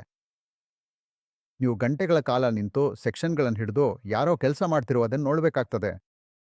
ಮತ್ತು ಖಂಡಿತವಾಗಿಯೂ ನೀನು ನೋಡ್ತಿರುವುದಕ್ಕೆ ತಕ್ಕಂತೆ ನಿನ್ನ ಕೈಯಲ್ಲಿ ಮಾಡುವ ಕೆಲಸವು ಪರಿಪೂರ್ಣವಾಗಿರಬೇಕು. ಅದು ಅನುಭವದಿಂದ ಬರುತ್ತೆ. ಹಾಗಾಗಿ ಒಮ್ಮೆ ನೀವು ಖಾಸಗಿ ಪ್ರಾಕ್ಟೀಸ್ಗೆ ಬಂದಾಗ ಏನೂ ತಪ್ಪಾಗಬಾರ್ದು. ನೀವು ತುಂಬ ನಿಖರವಾಗಿರಬೇಕು. ಕೆಲಸದಲ್ಲಿ ಯಾವ ರೀತಿ ತಪ್ಪಾಗಬಾರ್ದು, ಯಾವುದೇ ರೋಗಿ ಮೇಲೆ ತಪ್ಪಾಗಬಾರ್ದು. ನೀವು ಯಾವ ಸ್ಥಳದಲ್ಲಿ ಕನ್ಸಲ್ಟ್ ಮಾಡ್ತಿದ್ರು ಅಥವಾ ನಿಮ್ಮ ಸ್ವಂತ ಕ್ಲಿನಿಕಲ್ ಕೆಲಸ ಮಾಡ್ತಿದ್ರು, ನೀವು ಕೆಲಸ ಆರಂಭಿಸಿದಾಗ ಯಾವಾಗಲೂ ನಿಮ್ಮ ಖ್ಯಾತಿಯೇ ಮುಖ್ಯವಾಗಿರುತ್ತೆ. ನಿಮ್ಮ ಪರಿಚಯದಲ್ಲಿಯೂ ಹಳೆಯ ಪ್ರಾಧ್ಯಾಪಕ ಎಂದು ಹೇಳಲಾಗಿದೆ. ಇದು ಬಗ್ಗೆ ನಮಗೆ ಹೇಳಬಹುದುವೇ? ಮೊದಲ 8 ವರ್ಷ ನಾನು ಬೋಧಿಸ್ತಿದ್ದೆ. ನೀವು ಬೋಧನೆ ಇಷ್ಟಪಟ್ಟಿರಾ? ಹೌದು, ತುಂಬಾ ಇಷ್ಟ. ನಾನು ಬೋಧನೆಗೆ ಪ್ರೀತಿಸ್ತೇನೆ ಮತ್ತು ನನಗೆ ಭಾಗ್ಯವಶಾತ್ ಒಂದು ಭಾಗಕಾಲಿಕ ಬೋಧನಾ ಕೆಲಸ ಸಿಕ್ತು. ಅದನ್ನು ನಾನು ತುಂಬಾ ಆನಂದಿಸ್ತೇನೆ. ಮತ್ತೆ ಇದು ನಿಮಗೆ ದಂತಚಿಕಿತ್ಸೆಯಲ್ಲಿ ನಡೆಯುತ್ತಿರುವ ಇತ್ತೀಚಿನ ಬೆಳವಣಿಗೆಗಳ ಬಗ್ಗೆ ಸದಾ ನವೀಕರಿತವಾಗಿರಲು ಸಹಾಯ ಮಾಡುತ್ತದೆ. ನಾನು ಬೋಧನೆಯನ್ನು ಆನಂದಿಸಿದ್ದೆ, ಆದರೆ ಅದು ಸ್ವಲ್ಪ ಸಮಯ ಮಾತ್ರ, ಸುಮಾರು 8 ವರ್ಷಗಳಷ್ಟೇ. ನೀವು ಯಾಕೆ ಬೋಧನೆ ಮುಂದುವರಿಸಬೇಕೆಂದು ಇಚ್ಛಿಸಿಲ್ಲ? ಈಗ ಕೂಡ ನೀವು ಯಾಕೆ ಬೋಧನೆ ಮಾಡಲು ಇಚ್ಛಿಸುವುದಿಲ್ಲ? ಹೌದು, ಏನಾಗ್ತದಂತೆ ನೋಡಿ, ದಂತಚಿಕಿತ್ಸೆಯಲ್ಲಿ ಗುರುತಿನ ವಿಷಯ, ರೋಗಿಗಳು ಅಥವಾ ನಿಮಗೆ ಪರಿಚಿತವಾದ ಜನರಲ್ಲ, ನೀವೆಲ್ಲಾದ್ರೂ ಬೋಧನೆ ಮಾಡ್ತಿದ್ದೀರಿ ಎಂದು ಹೇಳಿದಾಗ ಮೊದಲಿಗೆ ಅವ್ರು ಕೇಳೋದು ನಿಮ್ ಕ್ಲಿನಿಕ್ ಎಲ್ಲಿದೆ ಎಂದು. ನೀವು ಗೊತ್ತಾ, ಇದು ಸಾಮಾನ್ಯವಾಗಿ ನಡೆಯೋ ಪ್ರವೃತ್ತಿ. ಅದಕ್ಕಾಗಿಯೇ ನಾನು ನನ್ನ ಸ್ನಾತಕೋತ್ತರ ಪದವಿ ಮುಗಿಸಿದ ಕೂಡಲೇ ಕ್ಲಿನಿಕ್ ಆರಂಭಿಸಬೇಕೆಂದು ನಿರ್ಧರಿಸಿದೆ. ಹಾಗಾಗಿ ದೊಡ್ಡ ಮಟ್ಟದಲ್ಲಿ ಗುರುತಿನು ನಿಮ್ಮದೇ ಕ್ಲಿನಿಕ್ ಇದ್ರೆ ಮಾತ್ರ ಬರ್ತದೆ. ಹಾಗಾದ್ರೆ ಅದು ಯಾವಾಗ ಕೆಲಸದ ಒತ್ತಡ ಹೆಚ್ಚಾದಾಗ ನನ್ನ ಬ್ರ್ಯಾಂಡ್ ಹೆಸರನ್ನು ನಿರ್ಮಿಸುವತ್ತ ಗಮನ ಹರಿಸಬೇಕಂತ ನಾನು ಭಾವಿಸಿದೆ. ಸ್ಮೈಲ್ ಡೆಂಟಲ್ ಕೇರ್ ಇದನ್ನು ಯಾವಾಗ ಸೇರಿಸಲಾಯ್ತು ಅವನು? ಸರಿ, 9977 ಮುಖ್ಯವಾಗಿ ಏಕಂದ್ರೆ ಮತ್ತು ಹೆಸರು ಹೀಗ್ ಬಂತು. ಹೌದು, ನನ್ನ ಸಹೋದ್ಯೋಗಿಯೊಬ್ರು ಮುಂಬೈನ ಸ್ಮೈಲ್ ಕೇರ್ ಸೆಂಟರ್ನಲ್ಲಿ ಕೆಲಸ ಮಾಡ್ತಿದ್ರು. ಸರಿ, ಹಾಗಾಗಿ 1995 ಟು 1996 ಸುಮಾರಿಗೆ ನಾವು ಒಳ್ಳೆ ಚರ್ಚೆ ನಡೆಸಿದೆವು. ಆ ಸಮಯದಲ್ಲಿ ಆಗ ನನ್ನ ಮನಸ್ಸಿನಲ್ಲಿ ನನ್ನ ಕ್ಲಿನಿಕ್ಗೆ ಸ್ಮೈಲ್ ಡೆಂಟಲ್ ಕೇರ್ ಎಂದು ಹೆಸರಿಡೋ ಕನಸಿತ್ತು. ಆ ಕನಸು 1997ರಲ್ಲಿ ನಾನು ನನ್ನ ಕ್ಲಿನಿಕ್ ಆರಂಭಿಸಿದಾಗ ನನ್ಸಾಯ್ತು. ಮತ್ತು ಟ್ಯಾಗ್ಲೈನ್ ಕೂಡ ಡಿಸೈನಿಂಗ್ ಸ್ಮೈಲ್ಸ್. ಅದು ತುಂಬಾ ಆಕರ್ಷಕವಾದ ಟ್ಯಾಗ್ಲೈನ್. ಇಲ್ಲ, ಡಿಸೈನಿಂಗ್ ಸ್ಮೈಲ್ ಅನ್ನೋದು ನಾನು ಯಾವುದೋ 3M ಅನ್ನೋ ಕಂಪನಿಯಿಂದ ತೆಗೆದುಕೊಂಡಿರ್ಬೋದು ಅನ್ಸುತ್ತೆ. ಆದ್ರೆ ಡಿಸೈನಿಂಗ್ ಸ್ಮೈಲ್ಸ್ ಅಂದ್ರೆ, ಹೌದು, ನೀವು ಸ್ಮೈಲ್ ಡಿಸೈನಿಂಗ್ ಡೆಂಟಿಸ್ಟ್ ಆಗಿದ್ರೆ ಎಲ್ಲರಿಗೂ ನಗು ಬೆಳಗಿಸ್ಬೇಕಾಗ್ತದೆ ಅನ್ಸ್ಬೋದು. ಆದ್ರೆ ಕೊನೆಗೆ ಇದು ಎಲ್ಲವೂ ಕಾಸ್ಮೆಟಿಕ್ ಕೆಲಸದ ಬಗ್ಗೆ. ಅದು ಯಾವ ರೋಗಿಗೂ ಒಳ್ಳೆ ನಗುವನ್ನು ಕೊಡ್ತದೆ. ಸ್ಮೈಲ್ ಡೆಂಟಲ್ ಕೇರ್ ಬಗ್ಗೆ ಮಾತಾಡ್ತಿದ್ರೆ, ನೀವು ಪ್ರಾರಂಭದಲ್ಲಿ ಎಲ್ಲಿ ಕ್ಲಿನಿಕ್ ಆರಂಭಿಸಿದ್ರಿ? ನೀವು ಮೊದಲಿಗೆ ಎಲ್ಲಿ ನಿಮ್ಮ ಮೊದಲು? ಹೌದು, 99ರಲ್ಲಿ ಮಲ್ಲೇಶ್ವರಂ ಸರ್ಕಲ್ನಲ್ಲಿ ನನ್ನ ಕ್ಲಿನಿಕ್ ಆರಂಭಿಸಿದೆ. ಸರಿ, ಹಾಗಾದ್ರೆ ನಾನು ಹೇಳಬಹುದು, 4 ದಿನ ಸಂಜೆ ಪ್ರಾಕ್ಟೀಸ್ ಮಾಡ್ತಿದ್ದೆ ಮತ್ತು ಉಳಿದ 3 ದಿನಗಳು ಖಂಡಿತವಾಗಿಯೂ ನಾನು ಭಾನುವಾರ ಕೂಡ ಕೆಲಸ ಮಾಡ್ತಿದ್ದೆ. ಮುಖ್ಯವಾಗಿ ನಾನು ಅವಿವಾಹಿತನಾಗಿದ್ರಿಂದ. ನೀವು ಅಷ್ಟೇನ್ ಮಾಡ್ತಿದ್ರಿ? ನಿಮ್ ಹಸ್ಲಿಂಗ್ ಐಟಲ್. ಹೌದು, ಹಾಗೆ ಶುರುವಾಯ್ತು. ನಂತರ ನಾನು ನನ್ನ ಕ್ಲಿನಿಕ್ ಅನ್ನು RT ನಗರಕ್ಕೆ ಸ್ಥಳಾಂತರಿಸಿದೆ. ನಾನು ಇಂದಿಗೂ ಅಲ್ಲಿಯೇ ಇದ್ದೇನೆ. ಹಾಗಾಗಿ ನನಗೊಂದು ಬೇಸಿದೆ. ಬಹುಪಾಲ್ ಬೆಂಗಳೂರು ಉತ್ತರ ಭಾಗದ ನೋಡಿ, ಮತ್ತೆ ಏನಾಗುತ್ತೆ ಅಂದ್ರೆ, ನಾನ್ ಕಲ್ತ ಒಂದು ವಿಷಯ ಅಥವಾ ಇದು ಯಾವುದೇ ವೈದ್ಯರಿಗೆ ಸಾಮಾನ್ಯವಾದದ್ದು, ಒಮ್ಮೆ ಜನರು ನಿಮ್ಮನ್ನು ಗುರುತಿಸಿದ್ರೆ ನೀವು ಪ್ರಾಮಾಣಿಕರಾಗಿದ್ದೀರಿ ಮತ್ತು ಕೆಲಸದಲ್ಲಿ ಒಳ್ಳೆಯವರಾಗಿದ್ದೀರಿ ಅಂದ್ರೆ ನಿಮ್ಗೆ ರೋಗಿಗಳು ಬರ್ತಾರೆ. ಎಲ್ಲೆನಿಂದ? ಲೋಕದಾದ್ಯಂತ. ಹೌದು, ನನಗೆ ರೋಗಿಗಳು ಇತರ ದೇಶಗಳ ಭಾಗಗಳಿಂದಲೂ ಬರ್ತಾರೆ. ನೀವು ನೀಡುವ ಚಿಕಿತ್ಸೆಗಾಗಿ ಮಾತ್ರವೇನಾ? ಹೌದು, ಮುಖ್ಯವಾಗಿ ಒಂದು ಕಾರಣ ಅಂದ್ರೆ, ಹೌದು, ವಿದೇಶಗಳಲ್ಲಿ ವಿಶಾಲವಾದ ಚಿಕಿತ್ಸೆ ಕೊಡಿಸೋದು ತುಂಬಾ ದುಬಾರಿಯಾಗಿದೆ. ಹಾಗಾಗಿ ಅವರು ಬೆಂಗಳೂರು ಮಾರ್ಗವನ್ನು ಆಯ್ಕೆ ಮಾಡ್ತಾರೆ. ದಂತ ಚಿಕಿತ್ಸಾ ಕ್ಲಿನಿಕ್ ಆರಂಭಿಸುವ ಹಣಕಾಸಿನ ಭಾಗದ ಬಗ್ಗೆ ಮಾತಾಡಿ. ಯಾರಾದ್ರೂ ಒಬ್ರು ಅಭ್ಯಾಸವನ್ನ ಪ್ರಾರಂಭಿಸಲು ಬಯಸಿದ್ರೆ, ನಾನು ಕೇಳಿದಿನೆ, ಇದು ತುಂಬಾ ದುಬಾರಿ ಅಂತೆ. ಹೌದು, ನಿಜವಾಗಿಯೂ ಹಾಗೆ. ದಂತ ಚಿಕಿತ್ಸಾ ಕ್ಲಿನಿಕ್ ಸ್ಥಾಪನೆ ಮಾಡೋದು ತುಂಬಾ ದುಬಾರಿ. ಆದ್ರೆ ಮತ್ತೆ ನೀವು ಖಂಡಿತವಾಗಿಯೂ ಸಾಲಗಳನ್ನ ತೆಗೆದುಕೊಂಡು ಪ್ರಾರಂಭಿಸಬಹುದು. ನೀವು ಹೇಗ್ ಪ್ರಾರಂಭಿಸಿದಿಲ್ಲಿ? ನೀವೇನಾದ್ರೂ ಉಳಿಸ್ಕೊಂಡಿದ್ದೀರಾ? ಹೌದು, ನಾನ್ ಸ್ವಲ್ಪ ಉಳಿಸ್ಕೊಂಡಿದ್ದೆ. ಏಕೆಂದ್ರೆ ಆ ಕಾಲದಲ್ಲಿ ಒಂದು ದಂತ ಕುರ್ಚಿ ಸುಮಾರು 3-4 ಲಕ್ಷ ರೂಪಾಯಿಗೆ ಬರ್ತಿತ್ತು. ಒಂದು ಕ್ಲಿನಿಕ್ ಸ್ಥಾಪನೆಗೆ ಸುಮಾರು 10 ಲಕ್ಷ ರೂಪಾಯಿ ಬೇಕಾಗುತ್ತಿತ್ತು ಮೂಲ ಬೆಲೆ. ಹೌದು, ಹಾಗೆ. ಇಂದು ಅದು ಸುಮಾರು 40-50 ಲಕ್ಷ ರೂಪಾಯಿಗೆ ಹೋಗ್ತದೆ. ಹಾಗಾದ್ರೆ ಒಬ್ಬ BDS ಪದವೀಧರನು ತನ್ನದೇ ಆದ ಸೆಟಪ್ ಪ್ರಾರಂಭಿಸಬೇಕೆಂದ್ರೆ ಅವನಿಗೆ 50 ಲಕ್ಷ ರೂಪಾಯಿ ಬೇಕಾಗ್ತಾರೆ. ಹತ್ರದಂತೆ ಸ್ಥಳವನ್ನು ಸೇರಿಸಿ ಆಮೇಲೆ ಅದನ್ನು ಸಿದ್ಧಪಡಿಸೋದು, ಒಳಾಂಗಣ ಕೆಲಸ, ಮುಂಗಡ ಹಣ ಮತ್ತು ಬಾಡಿಗೆ ಅಥವಾ ಸ್ಥಳವನ್ನು ಖರೀದಿಸುವುದು ಹೀಗೆಲ್ಲವನ್ನು ಸೇರಿಸಿದ್ರೆ ಅದರ ಮೇಲೆ ಅವಲಂಬಿತವಾಗಿರುತ್ತೆ. ಹೌದು, ಇದು ತುಂಬಾ ಖರ್ಚಾಗುತ್ತೆ. ನಾವು ಕೆಲವು ತಪ್ಪು ಕಲ್ಪನೆಗಳ ಬಗ್ಗೆ ಮಾತಾಡಿದಿವಿ ಅಲ್ವೇ? ಹಾಗಾದ್ರೆ ನೀವು ಅದನ್ನ ವಿವರಿಸಿ ಪ್ರೇಕ್ಷಕರಿಗೆ ಅದು ನಿಜವೇ, ಹಾನಿಕರವೇ, ಅಪಾಯಕಾರಿಯೇ ಎಂಬುದನ್ನ ವಿವರಿಸಿ. ಹಾಗಾದ್ರೆ ಮೊದಲ ತಪ್ಪು ಕಲ್ಪನೆ ಎಂದರೆ ಸಿಲ್ವರ್ ಫಿಲ್ಲಿಂಗ್ಸ್. ಇದ್ರಲ್ಲಿ ಪಾರ ಬೆಳ್ಳಿ ಇರುಕುವೆ. ಇದು ಅಪಾಯಕರವೇ? ಇದು ವಿಷಕಾರಿಯೇ? ಈಗ ಇಂಟರ್ನೆಟ್ನಲ್ಲಿ ಇದನ್ನ ಕುರಿತು ತುಂಬಾ ಚರ್ಚೆ ನಡೀತಿದೆ. ಹೌದು, ಈಗ ಪಾರ ಖಂಡಿತವಾಗಿಯೂ ವಿಷಕಾರಿ. ಆದರೆ ಅದು ಮಿಶ್ರಲೋಹದೊಂದಿಗೆ ಮಿಶ್ರಣವಾದಾಗ ನೀವು ಗೊತ್ತಿರುವಂತೆ 2 ಅಥವಾ 3 ಬಗೆಯ ಲೋಹಗಳು ಪೌಡರ್ನೊಂದಿಗೆ ಪಾರವನ್ನು ಮಿಶ್ರಣ ಮಾಡಿ ಮಿಶ್ರಲೋಹವನ್ನು ರೂಪಿಸುತ್ತವೆ. ಇದು ಖಂಡಿತವಾಗಿಯೂ ನೇರವಾಗಿ ಬಾಯಿಯಲ್ಲಿ ಸಿಲ್ವರ್ ಫಿಲ್ಲಿಂಗ್ಗಳಾಗಿ ಬಳಸಲಾಗ್ತದೆ. ಈಗ ಇದನ್ನು ನಿಷೇಧಿಸಿರುವ ದೇಶಗಳಿವೆ. ಆದರೆ ಅವರಿದನ್ನು ರೋಗಿಗಳ ಮೇಲೆ ಬಳಸುವುದನ್ನು ಮಾತ್ರ ನಿಷೇಧಿಸಿದ್ದಾರೆ. ಆದರೆ ಯಾವುದೇ ಪಾಠಪುಸ್ತಕಗಳಿಂದ ಇದನ್ನು ತೆಗೆದುಹಾಕಿಲ್ಲ. ಸರಿ, ಅವರು ಯಾವುದೇ ಪಾಠಪುಸ್ತಕದಿಂದ ಇದನ್ನು ತೆಗೆದುಹಾಕಿಲ್ಲ. ಇಲ್ಲಿಯೂ ಸಹ ಎಲ್ಲ ಪಾಠಪುಸ್ತಕಗಳಲ್ಲಿಯೂ ಇದು ಇದೆ. ಅಂಡರ್ ಗ್ರಾಜ್ಯುಯೇಷನ್ನಲ್ಲಿಯೂ ನೀವು ಪಾರ ಇರುವ ಸಿಲ್ವರ್ ಫಿಲ್ಲಿಂಗ್ಸ್ ಬಗ್ಗೆ ಕಲಿಯುತ್ತೀರಿ. ಪೋಸ್ಟ್ ಗ್ರಾಜ್ಯುಯೇಷನ್ನಲ್ಲಿಯೂ ಸಹ ನೀವು ಆ ಪಾಠಪುಸ್ತಕದಿಂದ ಪಾರ ಅಥವಾ ಸಿಲ್ವರ್ ಫಿಲ್ಲಿಂಗ್ ತೆಗೆದುಹಾಕಿಗೆ ಪಾಠಪುಸ್ತಕ. ನಿಜವಾಗಿ ಹೇಳಬೇಕಾದ್ರೆ ಡೆಂಟಿಸ್ಟ್ರಿಯಲ್ಲಿ ಕಲಿಸಲು ಏನೂ ಉಳಿಯೋದಿಲ್ಲ. ನನ್ನನ್ನು ಕೇಳಿದ್ರೆ ಒಳ್ಳೆ ಸಿಲ್ವರ್ ಫಿಲ್ಲಿಂಗ್ ಮಾಡಿದಾಗ ಅದನ್ನು ಉತ್ತಮ ಕಾಸ್ಮೆಟಿಕ್ ಫಿಲ್ಲಿಂಗ್ಗೆ ಬದಲಾಯಿಸಬಹುದು ಎಂದು ಹೇಳಿ ಒಳ್ಳೆ ಸಿಲ್ವರ್ ಫಿಲ್ಲಿಂಗ್ ಅನ್ನು ಎಂದಿಗೂ ಬದಲಾಯಿಸಬೇಡಿ. ಹಾಗಾದ್ರೆ ಕಾಸ್ಮೆಟಿಕ್ ಅಂದ್ರೆ ಹಲ್ಲಿನ ಬಣ್ಣದ ಫಿಲ್ಲಿಂಗ್ಗಳು ಈಗ ಹೆಚ್ಚು ಬಳಕೆಯಾಗಿವೆ ಮತ್ತು ಸಿಲ್ವರ್ ಫಿಲ್ಲಿಂಗ್ಗಳನ್ನು ಬದಲಾಯಿಸಲು ಪ್ರಯತ್ನಿಸುತ್ತಿದ್ದಾರೆ. ಅದು ದೃಷ್ಟಿಗೆ ಹೆಚ್ಚು ಆಕರ್ಷಕವಾಗಿದೆ ಎಂದು ಹೇಳುತ್ತಾರೆ. ಅದನ್ನು ಮಾಡೋದು ತಪ್ಪು. ಹಾಗಾದ್ರೆ ಈಗಿರುವ ಅಮಾಲ್ಗಮ್ ಫಿಲ್ಲಿಂಗ್ಗಳನ್ನ ಬದಲಾಯಿಸಬೇಕಾ, ಹಾಕಬೇಕಾ, ಅಥವಾ ಅವುಗಳನ್ನ ತೆರೆದು ಹಾಕಬೇಕಾ? ನಾನು 30ರಿಂದ 35 ವರ್ಷ ಹಳೆ ಅಮಾಲ್ಗಮ್ ಫಿಲ್ಲಿಂಗ್ ನೋಡಿದ್ದೇನೆ. ಚೆನ್ನಾಗಿ ನಿರ್ವಹಿಸಲಾಗಿದೆ ಮತ್ತು ಯಾವುದೇ ಕುರುಡು ಇಲ್ಲದೆ ಇದ್ರೆ ಅದನ್ನು ಎಂದಿಗೂ ಸ್ಪರ್ಶಿಸಬೇಡಿ. ಹಳೆಯ ಸಿಲ್ವರ್ ಫಿಲ್ಲಿಂಗ್ ಅನ್ನು ಎಂದಿಗೂ ಬದಲಾಯಿಸಬೇಡಿ. ಇದು ನನ್ನ ಪ್ರಕಾರದ ಅಭ್ಯಾಸ. ಒಂದು ಫಿಲ್ಲಿಂಗ್ ಅನ್ನು ಉಳಿಸಿಕೊಳ್ಳಲು ನೀವು ಕೊಡೋ ಕೆಲವು ಸಲಹೆಗಳು ಯಾವುವು? ಅತ್ಯಂತ ದೀರ್ಘಾವಧಿಗೆ ಒಳ್ಳೆ ಬಾಯಿಯ ಸ್ವಚ್ಛತೆ ಇರಬೇಕು ಅಲ್ವೇ? ತುಂಬಾ ಒಳ್ಳೆ ಬಾಯಿಯ ಸ್ವಚ್ಛತೆ ಮತ್ತು ನಂತರ ನಿಯಮಿತವಾಗಿ ದಂತವೈದ್ಯರನ್ನು ಪರಿಶೀಲಿಸಿ, ಬಹುಶಃ ಪ್ರತಿ 6 ತಿಂಗಳಿಗೊಮ್ಮೆ. ನೀವು ನಿಮ್ಮ ಹಳೆ ಸಿಲ್ವರ್ ಫಿಲ್ಲಿಂಗ್ಗಳು 10 ವರ್ಷಕ್ಕಿಂತ ಹೆಚ್ಚು ಹಳೆಯದಾಗಿದ್ದರೆ ಅವು ಸಾಕಷ್ಟು ಚೆನ್ನಾಗಿವೆಯೇ ಅಥವಾ ಬದಲಾವಣೆ ಅಗತ್ಯವಿದೆಯೇ ಎಂದು ಪರಿಶೀಲಿಸಬೇಕು. ಸರಿ, ಉದಾಹರಣೆಗೆ ನೀವು ಸಿಲ್ವರ್ ಫಿಲ್ಲಿಂಗ್ ಅನ್ನ ಬದಲಾಯಿಸಬೇಕಾದ್ರೂ ಕೂಡ ಆಯ್ಕೆ ಮಾಡುವ ಹಕ್ಕನ್ನು ರೋಗಿಗೆ ನೀಡಿ. ಯಾಕೆಂದ್ರೆ ಇಂಟರ್ನೆಟ್ನಲ್ಲಿ ಬಹಳಷ್ಟು ಮಾಹಿತಿಗಳು ಲಭ್ಯವಿವೆ. ಅವರು ರೋಗಿಗೆ ಆಯ್ಕೆ ಮಾಡಲು ಬಿಡ್ಲಿ, ಅವರ ಹಲ್ಲಿನ ಬಣ್ಣದ ಫಿಲ್ಲಿಂಗ್ ಬೇಕೇ ಅಥವಾ ಸಿಲ್ವರ್ ಫಿಲ್ಲಿಂಗ್ ಬೇಕೇ ಎಂದು. ಆದರೆ ನೀವು ನನ್ನನ್ನು ಕೇಳಿದ್ರೆ ಹಿಂದುಗಿನ ಹಲ್ಲಿಗೆ, ಪೋಸ್ಟೀರಿಯರ್ ಹಲ್ಲಿಗೆ ಸಿಲ್ವರ್ ಫಿಲ್ಲಿಂಗ್ ಯಾವಾಗಲೂ ಉತ್ತಮ ಆಯ್ಕೆ. ಮತ್ತು ಯಾರಾದರೂ ರೋಗಿಗೆ ಅವರ ಬಾಯಲ್ಲಿ ಇದ್ದಿದ್ರೆ ಅದನ್ನು ಎಂದಿಗೂ ಬದಲಾಯಿಸಬೇಡಿ. ಸರಿ, ನೀವು ರೂಟ್ ಕ್ಯಾನಲ್ ತಜ್ಞರು. ನಾನು ಖಚಿತವಾಗಿ ಹೇಳಬಹುದು, ನೀವು ರೂಟ್ ಕ್ಯಾನಲ್ ಕ್ಯಾನ್ಸರ್ಗೆ ಕಾರಣವಾಗ್ತದೆ ಎಂಬ ಅನೇಕ ವದಂತಿಗಳು ಅಥವಾ ತಪ್ಪು ನಂಬಿಕೆಗಳನ್ನ ಕೇಳಿರಬಹುದು. ಅದು ತುಂಬಾ ದೊಡ್ಡ ಹೇಳಿಕೆ. ಅದಕ್ಕೆ ಸಂಬಂಧಿಸಿದಂತೆ ನೆಟ್ಫ್ಲಿಕ್ಸ್ ಡಾಕ್ಯುಮೆಂಟರಿ ಕೂಡ ಇತ್ತು. ನೀವು ಅದನ್ನು ಕೇಳಿರ್ಬೋದು. ಇದನ್ನ ವಿವರಿಸಲು ನಿಮ್ಮಿಗಿಂತ ಉತ್ತಮ ವ್ಯಕ್ತಿ ಯಾರೂ ಇಲ್ಲ. ಹಾಗಾದ್ರೆ ದಯವಿಟ್ಟು ಹೇಳಿ, ರೂಟ್ ಕ್ಯಾನಲ್ ನಿಜವಾಗಿಯೂ ಕ್ಯಾನ್ಸರ್ಗೆ ಕಾರಣವಾಗುತ್ತದೆಯಾ? ಇದು ಸುಮಾರು 2 ವರ್ಷಗಳ ಹಿಂದೆ ಪ್ರಾರಂಭವಾಯಿತು. ನನಗೆ ಕೆಲವೊಮ್ಮೆ ರೋಗಿಗಳು ಕೇಳಿದ್ರು, ನೀವು ಗೊತ್ತಾ ರೂಟ್ ಕ್ಯಾನಲಿಂದ ಕ್ಯಾನ್ಸರ್ ಆಗುತ್ತದೆಯಾ ಎಂದು. ನಿಜವಾದ ಉತ್ತರ ಎಂದರೆ ಖಂಡಿತವಾಗಿಯೂ ಇಲ್ಲ. ನಾನು ರೂಟ್ ಕ್ಯಾನಲ್ ತಜ್ಞನಾಗಿದ್ದೇನೆ. ಈ ರೋಗಿಗಳು ನನಗೆ ಈ ಪ್ರಶ್ನೆಗಳನ್ನ ಏಕೆ ಕೇಳ್ತಿದ್ದಾರೆ ಎಂಬುದರ ಮೂಲವನ್ನ ನಾನು ಹುಡುಕಿದಾಗ ಇದು ಮುಖ್ಯವಾಗಿ ಸಾಮಾಜಿಕ ಮಾಧ್ಯಮಗಳಿಂದಲೇ ಆಗಿತ್ತು. ವಿಶೇಷವಾಗಿ ನಾನು ಕೂಡ ಇನ್ಸ್ಟಾಗ್ರಾಮಲ್ಲಿ ಒಂದು ಪೋಸ್ಟ್ ನೋಡಿದ್ದೆ. ಅದರಲ್ಲಿ ರೂಟ್ ಕ್ಯಾನಲ್ ಬಗ್ಗೆ ಹೇಳಲಾಗಿತ್ತು. ಪ್ರತಿ ಬ್ರೆಸ್ಟ್ ಕ್ಯಾನ್ಸರ್ ರೋಗಿಗೂ ಅವರ ಬಾಯಿಯಲ್ಲಿ ರೂಟ್ ಕ್ಯಾನಲ್ ಇದ್ದಿತ್ತು ಎಂದು ಹೇಳಲಾಗಿತ್ತು. ಅದು ತುಂಬಾ ತಪ್ಪಾದ ಹೇಳಿಕೆಯಾಗಿತ್ತು. ನಾನು ನನ್ನ ಕ್ಷೇತ್ರದಲ್ಲಿರುವ ಅನೇಕ ಹಿರಿಯರೊಂದಿಗೆ ಕೂಡ ಈ ವಿಷಯವನ್ನು ಚರ್ಚಿಸಿದ್ದೆ. ಆದರೆ ನಿಮ್ಮ ಪಾಡ್ಕಾಸ್ಟ್ ಮೂಲಕ ಆ ತಪ್ಪು ನಂಬಿಕೆಯನ್ನ ಸ್ಪಷ್ಟಪಡಿಸೋಣ ಎಂದು ನಾನು ಯೋಚಿಸಿದೆ. ನೋಡಿ, ರೂಟ್ ಕ್ಯಾನಲ್ಗೆ ಪರ್ಯಾಯವೇನೋ? ರೂಟ್ ಕ್ಯಾನಲ್ಗೆ ಪರ್ಯಾಯ ಎಂದ್ರೆ ಹಲ್ಲು ತೆಗೆದುಹಾಕುವುದು. ಹಾಗಾದ್ರೆ ಹಲ್ಲು ತೆಗೆದುಹಾಕಿದ ಮೇಲೆ ಮುಂದಿನ ಹಂತವೇನು? ನೀವು ಹಲ್ಲನ್ನು ಬದಲಾಯಿಸಬೇಕಾಗ್ತದೆ. ಯಾವುದರಿಂದ? ಬಯೋಸಿಂಥೆಟಿಕ್ ಇಂಪ್ಲಾಂಟ್ಸ್ಗಳಿಂದ. ಅವರೇ ಇದನ್ನು ಪ್ರೋತ್ಸಾಹಿಸ್ತಿದ್ದಾರೆ. ಅಷ್ಟರಲ್ಲಿ ನನಗೆ ಸ್ಪಷ್ಟವಾಯಿತು, ಇದು ಈ ಬಯೋಸಿಂಥೆಟಿಕ್ ಇಂಪ್ಲಾಂಟ್ ಕಂಪನಿಗಳು ಸೃಷ್ಟಿಸಿದ ತಪ್ಪು ಕಥನ. ಅವರು ರೂಟ್ ಕ್ಯಾನಲ್ ಕ್ಯಾನ್ಸರ್ಗೆ ಕಾರಣವೆಂದು ಹೇಳಿ ಈ ತಪ್ಪು ಕಥನವನ್ನು ಹರಡಿಸಿದ್ದಾರೆ. ಅದು ಸತ್ಯವಲ್ಲ.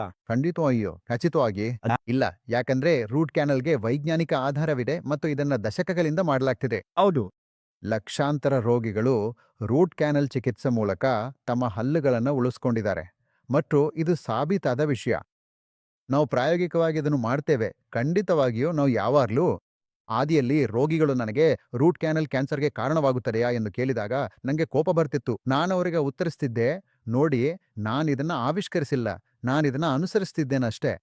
ಆದ್ರೆ ಮತ್ತೆ ನಿಮಗೆ ಸರಿಯಾದ ಉತ್ತರ ಬೇಕು. ನೀವು ಯಾವಾದರೂ ರೋಗಿಯನ್ನ ನಿಮ್ಮ ಪಾಡ್ಕಾಸ್ಟ್ ಮೂಲಕ ಮನವರಿಕೆ ಮಾಡಲು ಪ್ರಯತ್ನಿಸುತ್ತಿದ್ದರೆ ಅದಕ್ಕೆ ಸರಿಯಾದ ಉತ್ತರ ಬೇಕು ಅಲ್ವೇ? ನನ್ನ ಅಭಿಪ್ರಾಯದಲ್ಲಿ ಈ ತಪ್ಪು ಕಲ್ಪನೆ ದೂರವಾಗ್ಲಿ. ರೂಟ್ ಕ್ಯಾನಲ್ ಎಂಬುದು ನಿಮ್ಮ ಹಲ್ಲನ್ನು ಉಳಿಸಲು ಮಾಡಲಾಗುವ ಚಿಕಿತ್ಸೆ. ಹಾಗೂ ಹಲ್ಲಿ ಅಂದ್ರೆ ಅದು ದೇವ್ರು ಕೊಟ್ಟ ವರವೇ. ನಿಮ್ ಹಲ್ಲಿಗೆ ಕನಿಷ್ಠ 10% ಜೀವ ಇದ್ರೂ ಅದನ್ನು ಎಂದಿಗೂ ತೆಗೆದುಹಾಕಬೇಡಿ. ಹೌದು, 30 ವರ್ಷಗಳ ಅನುಭವ ಅಲ್ಲವೇ? ನೀವೆಷ್ಟು ರೂಟ್ ಕ್ಯಾನಲ್ ಪ್ರಕರಣಗಳನ್ನು ನೋಡಿದ್ದೀಯಾ? ನಾನ್ ಹೇಳ್ಬೇಕಾದ್ರೆ ಸುಮಾರು 25,000ಕ್ಕೂ ಹೆಚ್ಚು ಪ್ರಕರಣಗಳು ಮತ್ತು ಇನ್ನೂ ಹೆಚ್ಚಾಗ್ತಿವೆ. 25,000 ರೂಟ್ ಕ್ಯಾನಲ್? ಹೌದಿ. ರೂಟ್ ಕ್ಯಾನಲ್ ಆದ್ಮೇಲೆ ಮುಂದೆ ರೂಟ್ ಕ್ಯಾನಲ್ ಅಂದ್ರೆ ಏನೋ? ಹಾಗಾದ್ರೆ ಯಾರಾದ್ರೂ ನಿಮ್ ಬಳಿ ಬಂದು ನನಗಿಲ್ಲಿ ಹಲ್ಲು ನೋವಿದೆ ಎಂದು ಹೇಳಿದರೆ ನೀವು ಹೇಗೆ ನಿರ್ಧರಿಸುತ್ತೀರಿ ಈ ಹಲ್ಲಿಗೆ ರೂಟ್ ಕ್ಯಾನಲ್ ಮಾಡಬೇಕೆಂದು? ರೂಟ್ ಕ್ಯಾನಲ್, ಈ ಹಲ್ಲಿಗೆ ರೂಟ್ ಕ್ಯಾನಲ್ ಮಾಡಬೇಕಾಗಿದೆ. ಸರಿಯಾಗಿಲ್ಲ. ನೋಡಿ, ಎನಾಮೆಲ್ ಎಂಬುದು ಅತ್ಯಂತ ಗಟ್ಟಿಯಾದ ರಚನೆ ಇನ್ನ ಮಾನವ ದೇಹದಲ್ಲಿ. ಇದು ನಿಮ್ಮ ಎಲುಬಿಗಿಂತಲೂ ಗಟ್ಟಿ ಅದು. ಎನಾಮೆಲ್ ಕುಸಿದು ಗುಹೆ ಕ್ಯಾವಿಟಿ ಆಗಲು ಅದಕ್ಕೆ ಹೊರಗಿನ ಕೆಲವು ಕಾರಣಗಳು ಬೇಕಾಗ್ತವೆ. ಮೊದಲನೆಯ ಹೊರಗಿನ ಕಾರಣ ಎಂದ್ರೆ ಖಂಡಿತವಾಗಿಯೂ ಆಹಾರ. ಯಾವುದೇ ರೋಗಿಯೂ ಸೇವಿಸುವ ಆಹಾರವೇ. ಈಗ ಆಹಾರದ ಜೊತೆಗೆ ಸ್ವಲ್ಪ ಸಹಾಯವೂ ಲಾಲಾಜಲದಿಂದಲೂ ಬೇಕಾಗ್ತದೆ.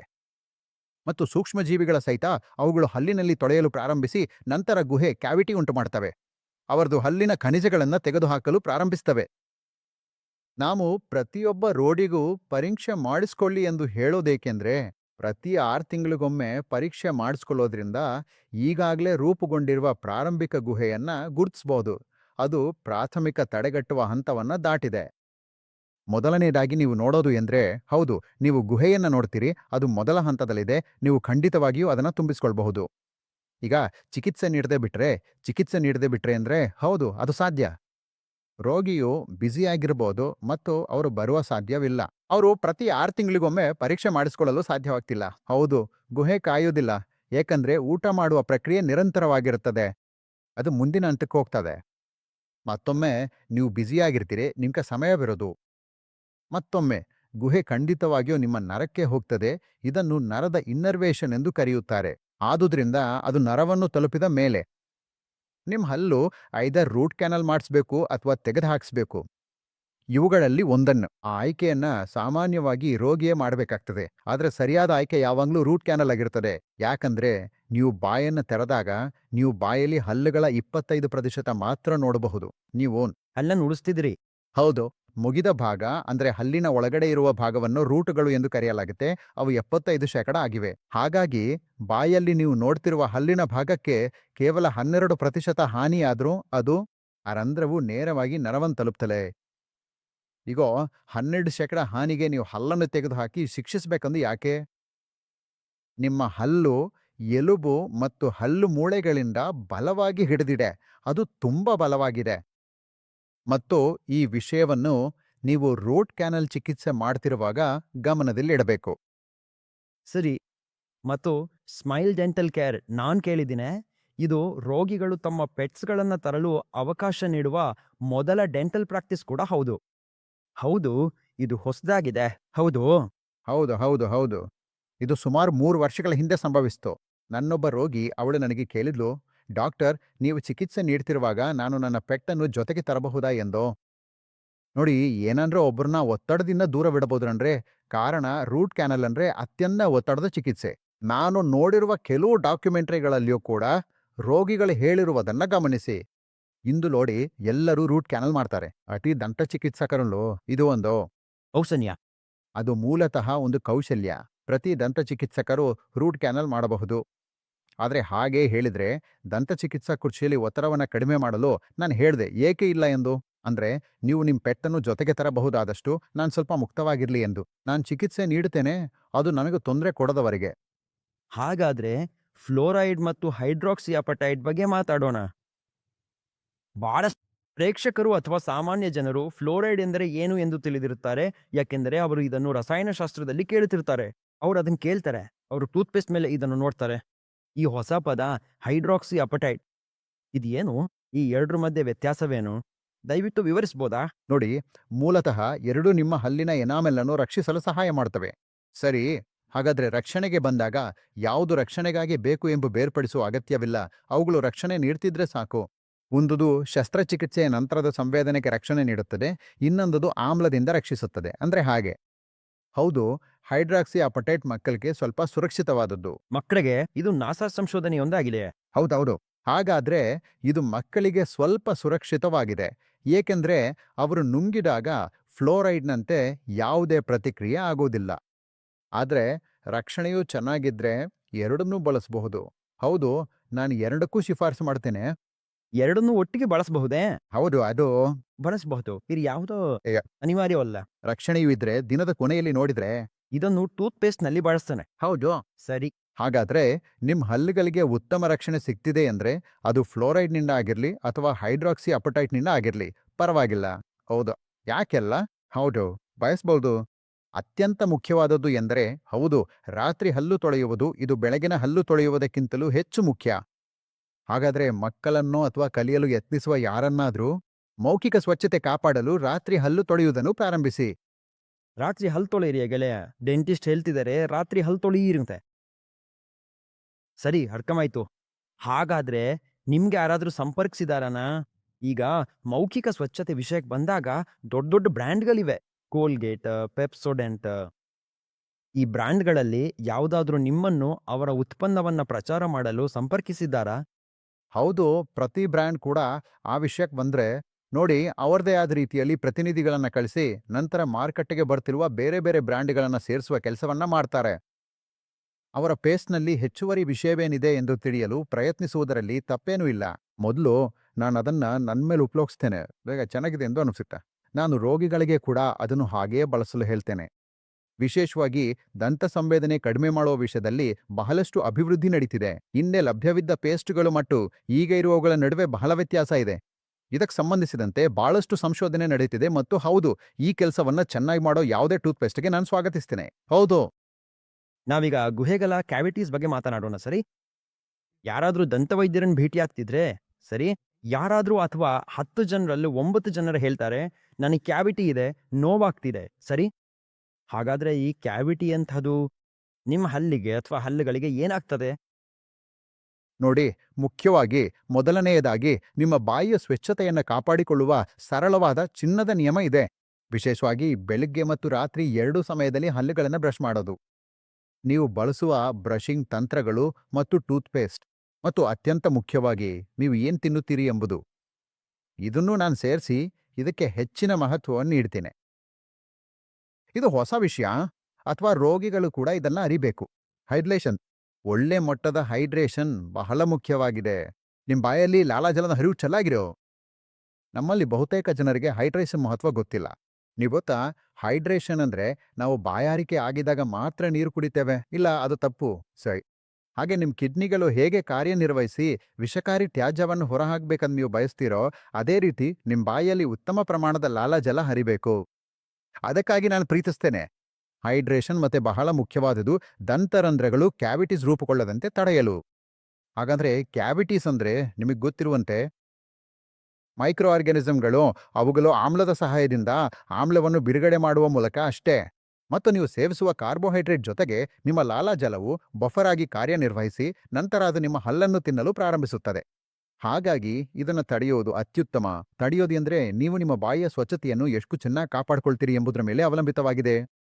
ಸರಿ. ಮತ್ತು ನೀವು ನಮ್ಮೊಡನೆ ವಿಸ್ಡಮ್ ಟೂತ್ ಬಗ್ಗೆ ಕೂಡ ಮಾತನಾಡಬಹುದು ಅಲ್ವೇ? ಬಹಳ ಜನರು ಬಂದು ನನ್ನ ವಿಸ್ಡಮ್ ಟೂತ್ ಹೊರ ಬರ್ತಿದೆ, ತುಂಬಾ ನೋವಾಗ್ತಿದೆ ಎಂದು ದೂರ್ತಾರೆ. ಉದಾಹರಣೆಗೆ ನಾನು ಕೂಡ. ಮತ್ತು ಇದು ನಿಜವಾಗ್ಲೂ ತುಂಬಾ ನೋವು ಕೊಡುತ್ತೆ. ಮೇಲ್ಹಲ್ಲು, ಕೇಳ್ಹಲ್ಲು ಯಾವುದೇ ಇರಲಿ. ಮತ್ತು ಇನ್ನೊಂದು ವಿಷಯವಂದ್ರೆ ಕೆಲವೊಮ್ಮೆ ವಿಸ್ಡಮ್ ಟೂತ್ ಅರ್ಧ ಭಾಗ ಮಾತ್ರ ಹೊರಬರ್ತದೆ. ಅದನ್ನ ಪೆರಿಕೊರೊನೈಟಿಸ್ ಅನ್ನುತ್ತಾರೆ ಅಲ್ವೇ? ಹಾಗಾದ್ರೆ ನೀವಿದನ್ನ ಹೇಗೆ ನಿರ್ವಹಿಸ್ಕೇಳಿ? ನನಗೆ ಗೊತ್ತಿದೆ, ಇದು ಸಹಜವಾದದ್ದು ಮತ್ತು ನೀವು ನಿಯಂತ್ರಿಸಲು ಸಾಧ್ಯವಿಲ್ಲ. ಇದು ಒಂದು ನೈಸರ್ಗಿಕ ಪ್ರಕ್ರಿಯೆ. ಹಾಗಾದ್ರೆ ದಂತಗಳ ಸಹಜ ಹೊರಬರುವುದು ನಾವು ವಿಸ್ಡಮ್ ಟೂತ್ ಎಂದು ಕರೆಯುವುದು. ಇದು ಹಲ್ಲಿನ ಸಾಲಿನಲ್ಲಿ ಕೊನೆಯದಾಗಿ ಬರುವ ಹಲ್ಲು. ನಾವೆಲ್ಲರೂ ಹಲ್ಲಿನ ಹದವನ್ನ ಒಬ್ಬ ಪೋಷಕರಿಂದ ಮತ್ತು ಹಲ್ಲಿನ ಗಾತ್ರವನ್ನ ಇನ್ನೊಬ್ಬ ಪೋಷಕರಿಂದ ಪಡಿತೇವೆ.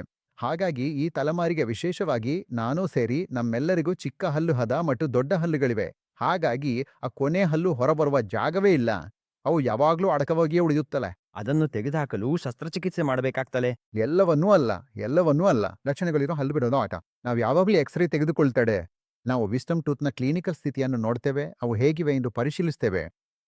ನನ್ನ ಅನುಭವದಲ್ಲಿ ನಾನು ಎಲ್ಲಾ ವಿಸ್ಡಮ್ ಟೂತ್‌ಗಳನ್ನು ತೆಗೆದುಹಾಕೋದಿಲ್ಲ. ಖಂಡಿತವಾಗಿಯೂ ಇದು ಒಂದು ಕಡ್ಡಾಯವಾದ ವಿಷಯ. ಹಲ್ಲುಗಳು, ವಿಶೇಷವಾಗಿ ವಿಸ್ಡಮ್ ಟೂತ್, ಯುಎಸ್‌ನ ಯಾವುದೇ ವೈದ್ಯರು ಅಥವಾ ಯುಕೆ ಅಥವಾ ದೇಶದ ಹೊರಗಿನ ಯಾರಾದರೂ ನೋಡಿದಾಗ ಮೊದಲನೆಯದಾಗಿ ಅವರು ಹೇಳುವುದು ಅದನ್ನು ತೆಗೆದುಹಾಕಿ ಎಂಬುದೇ.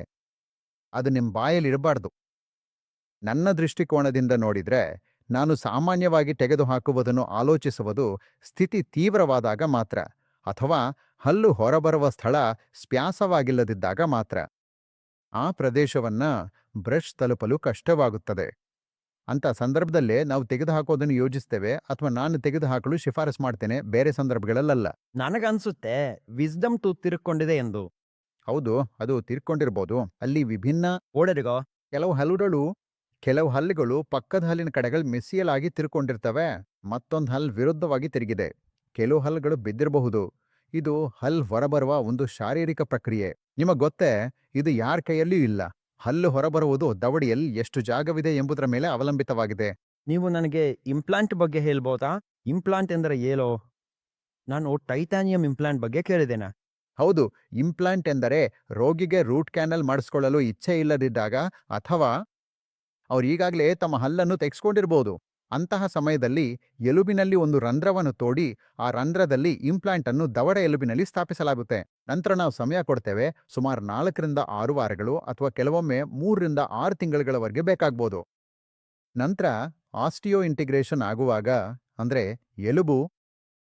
ಎಲುಬು ಸ್ವಾಭಾವಿಕವಾಗಿ ಇಂಪ್ಲಾಂಟ್ನ ಮೇಲೆ ಒಟ್ಟಿಗೆ ಹಿಡ್ಕೊಳ್ತದೆ. ಹಲ್ಲನ್ನು ಸ್ಥಾಪಿಸಲಾಗುತ್ತೆ. ಇದು ಕಳೆದುಹೋದ ಹಲ್ಲನ್ನು ಬದಲಿಸುವ ಮತ್ತೊಂದು ವಿಧಾನವಾಗಿದೆ. ಹಾಗಾಗಿ ಇಂಥ ಶಾಲೆಗೆ ಹೋಗೋ ಮಕ್ಕಳಲ್ಲಿ ಬಹಳಷ್ಟು ಮಂದಿ ಬ್ರೇಸಸ್ ಹಾಕ್ಸ್ಕೊಳ್ಳೋದು ಕುಲ್ಲೆಂದು ಭಾವಿಸ್ತಾರೆ, ಏಕೆಂದರೆ ಅದರಲ್ಲಿ ಬರುವ ವಿಭಿನ್ನ ಬಣ್ಣಗಳಿವೆ. ಹೌದು, ಅದರ ಹಿಂದೆ ಇರುವ ಮನೋವಿಜ್ಞಾನವೇನು? ಹೌದು. ಮೊದಲನೇದಾಗಿ ನಾನು ಯಾವಾಗ್ಲೂ ನಿಮ್ಮ ಪಾಡ್‌ಕ್ಯಾಸ್ಟ್ ಮೂಲಕ ಹೇಳಬೇಕಂತ ಇಚ್ಛಿಸುವುದು, ಹೌದು, ಬ್ರೇಸಸ್ ಬಗ್ಗೆ ಮಾತಾಡಿದ್ರೆ ಹಲ್ಲುಗಳನ್ನು ಸರಿಪಡಿಸುವ ಮತ್ತು ಸರಿಹೊಂದಿಸುವ 2 ವಿಧಾನಗಳಿವೆ. ಒಂದು ಎಂದ್ರೆ ಹಲ್ಲುಗಳನ್ನ ನೇರಗೊಳಿಸುವುದು, ಇನ್ನೊಂದು ಎಂದ್ರೆ ದವಡೆಯ ಎಲುಬನ್ನು ಸ್ವಲ್ಪ ಸ್ಥಳಾಂತರಿಸುವುದೇ ಆಗಿರಬಹುದು. ಯಾವುದೇ ಇರಲಿ. ಹಾಗಾದ್ರೆ ದವಡೆಯ ಎಲುಬನ್ನು ಬದಲಾಯಿಸಬೇಕಾದ್ರೆ ಅದನ್ನು ಗುರುತಿಸಬಹುದು. ಸುಮಾರು 8, 9 ಅಥವಾ 10 ವರ್ಷದ ವಯಸ್ಸಿನಲ್ಲಿ ಅದೇ ಸಮಯದಲ್ಲಿ ನೀವು ದವಡೆಯ ಎಲುಬನ್ನು ಸರಿಪಡಿಸಬಹುದು. ನೀವು ಮೇಲ್ದವಡೆಯನ್ನು ಸರಿಹೊಂದಲ್ ಬಿಡ್ತೀರಿ, ಕೆಳದವಡೆಯ ಬೆಳವಣಿಗೆಯನ್ನು ನಿಧಾನಗೊಳಿಸಿ ಅದು ಮೇಲ್ದವಡೆಯನ್ನು ತಲುಪಲು ಸಾಧ್ಯವಾಗುತ್ತದೆ. ಅದು ತುಂಬಾ ಬೇಗನೆ ಗುರುತಿಸಬೇಕಾದುದು. ಸರಿ, ಇವುಗಳನ್ನು ಎಲುಬಿನ ದೋಷಗಳು ಎಂದು ಕರೆಯಲಾಗುತ್ತದೆ. ಈಗ ಮುಂದಿಂದು ದಂತದೋಷ, ಅಂದ್ರೆ ಹಲ್ಲುಗಳ ಸರಿಹೊಂದಿಸುವಿಕೆ. ನಾನು ಯಾವಾಗಲೂ ದಂತದೋಷಕ್ಕೆ ಕೊನೆಯ ಹಾಲು ಹಲ್ಲು ಬಿದ್ದ ನಂತರ ಎಲ್ಲಾ ಶಾಶ್ವತ ಹಲ್ಲುಗಳು ಹೊರಬಂದಾಗ ಆಗಲೇ ಬ್ರೇಸಸ್ ಹಾಕಬೇಕು ಎಂದು ಭಾವಿಸುತ್ತೇನೆ. ಮತ್ತೊಮ್ಮೆ, ನಾನು cosmetic dentist, smile design dentist ಆಗಿದ್ರೂ ಸಹ ನಾನು ಯಾವಾಗಲೂ ಬ್ರೇಸಸ್ ಅನ್ನು ಮಾತ್ರ ಹಲ್ಲುಗಳು ಸರಿಯಾಗಿಲ್ಲ ಎಂದು ಕಂಡಾಗ ಮಾತ್ರ ಶಿಫಾರಸು ಮಾಡ್ತೇನೆ. ನೀವು ಗೊತ್ತಾ, ನೀವು ಹೇಳಿದ್ದಂತೆ ನನಗೆ ಕೆಲವೊಮ್ಮೆ ರೋಗಿಗಳು ಬರ್ತಾರೆ, ನನ್ನ ಪಕ್ಕದ ಮನೆಯವನು ಹಾಕ್ಸ್ಕೊಂಡಿದ್ದಾನೆ ಎಂದು ಹೇಳ್ತಾರೆ. ಒಂದು, ದಯವಿಟ್ಟು ನನಗೂ ಹಾಕಿ, ಅಥವಾ ನನ್ನ ಸಂಬಂಧಿಯು ಬ್ರೇಸಸ್ ಹಾಕ್ಸ್ಕೊಂಡಿದ್ದಾನೆ, ಅಥವಾ ಸ್ನೇಹಿತನ ಮಗಳು ಹಾಕ್ಸ್ಕೊಂಡಿದ್ದಾಳೆ ಎಂದು ಹೇಳುತ್ತಾರೆ. ಇಲ್ಲ, ಇದು ಈ ಕಾಸ್ಮೆಟಿಕ್ ಚಿಕಿತ್ಸೆ ಮಾಡಲು ತಪ್ಪಾದ ವಿಧಾನ. ಬ್ರೇಸಸ್ ಅನ್ನು ಅಗತ್ಯವಿದ್ದಾಗ ಮಾತ್ರ ಹಾಕಿಸಿ. ಸಾಮಾನ್ಯವಾಗಿ ಕೊನೆಯ ಹಲ್ಲು ಸ್ವಾಭಾವಿಕವಾಗಿ ಹೊರಬರುವವರೆಗೆ ಕಾಯಿರಿ. ಅವು ಸ್ವತಃ ಹೊರಬಂದಗಂದ ಎಲ್ಲಿ ಮತ್ತು ಯಾವಾರ ನಿಜವಾಗಿಯೂ ಕಾಸ್ಮೆಟಿಕ್ ಬದಲಾವಣೆ ಅಗತ್ಯವಿದ್ರೆ ಮಾತ್ರ ಬ್ರೇಸಸ್ ಹಾಕ್ಸಿ. ಇಲ್ದಿದ್ರೆ ದೇವ್ರು ಕೊಟ್ಟ ವರ, ದೇವರು ನಿಮಗೆ ಸಹಜವಾಗಿ ಹಲ್ಲುಗಳು ಸರಿಯಾಗಿ ಜಡಿ ಬಂದಿರುವಂತೆ ಕೊಟ್ಟಿರುವ ಈ ವರವನ್ನು ಅದನ್ನೇ ಅನುಸರಿಸಿ. ಹಾಗಾದ್ರೆ ನೀವು ಕೆಲವು BDS ಪದವೀಧರರಿಗೆ ಅಥವಾ ಡೆಂಟಲ್ ಕ್ಷೇತ್ರಕ್ಕೆ ಬರಲು ಇಚ್ಛಿಸುವವರಿಗೆ ಏನ್ ಹೇಳಲು ಇಚ್ಛಿಸುತ್ತೀರಿ? ನೀವು ತಿಳಿಯಿರಿ, ಕೆಲವು ಸಲಹೆ ನೋಡಿ.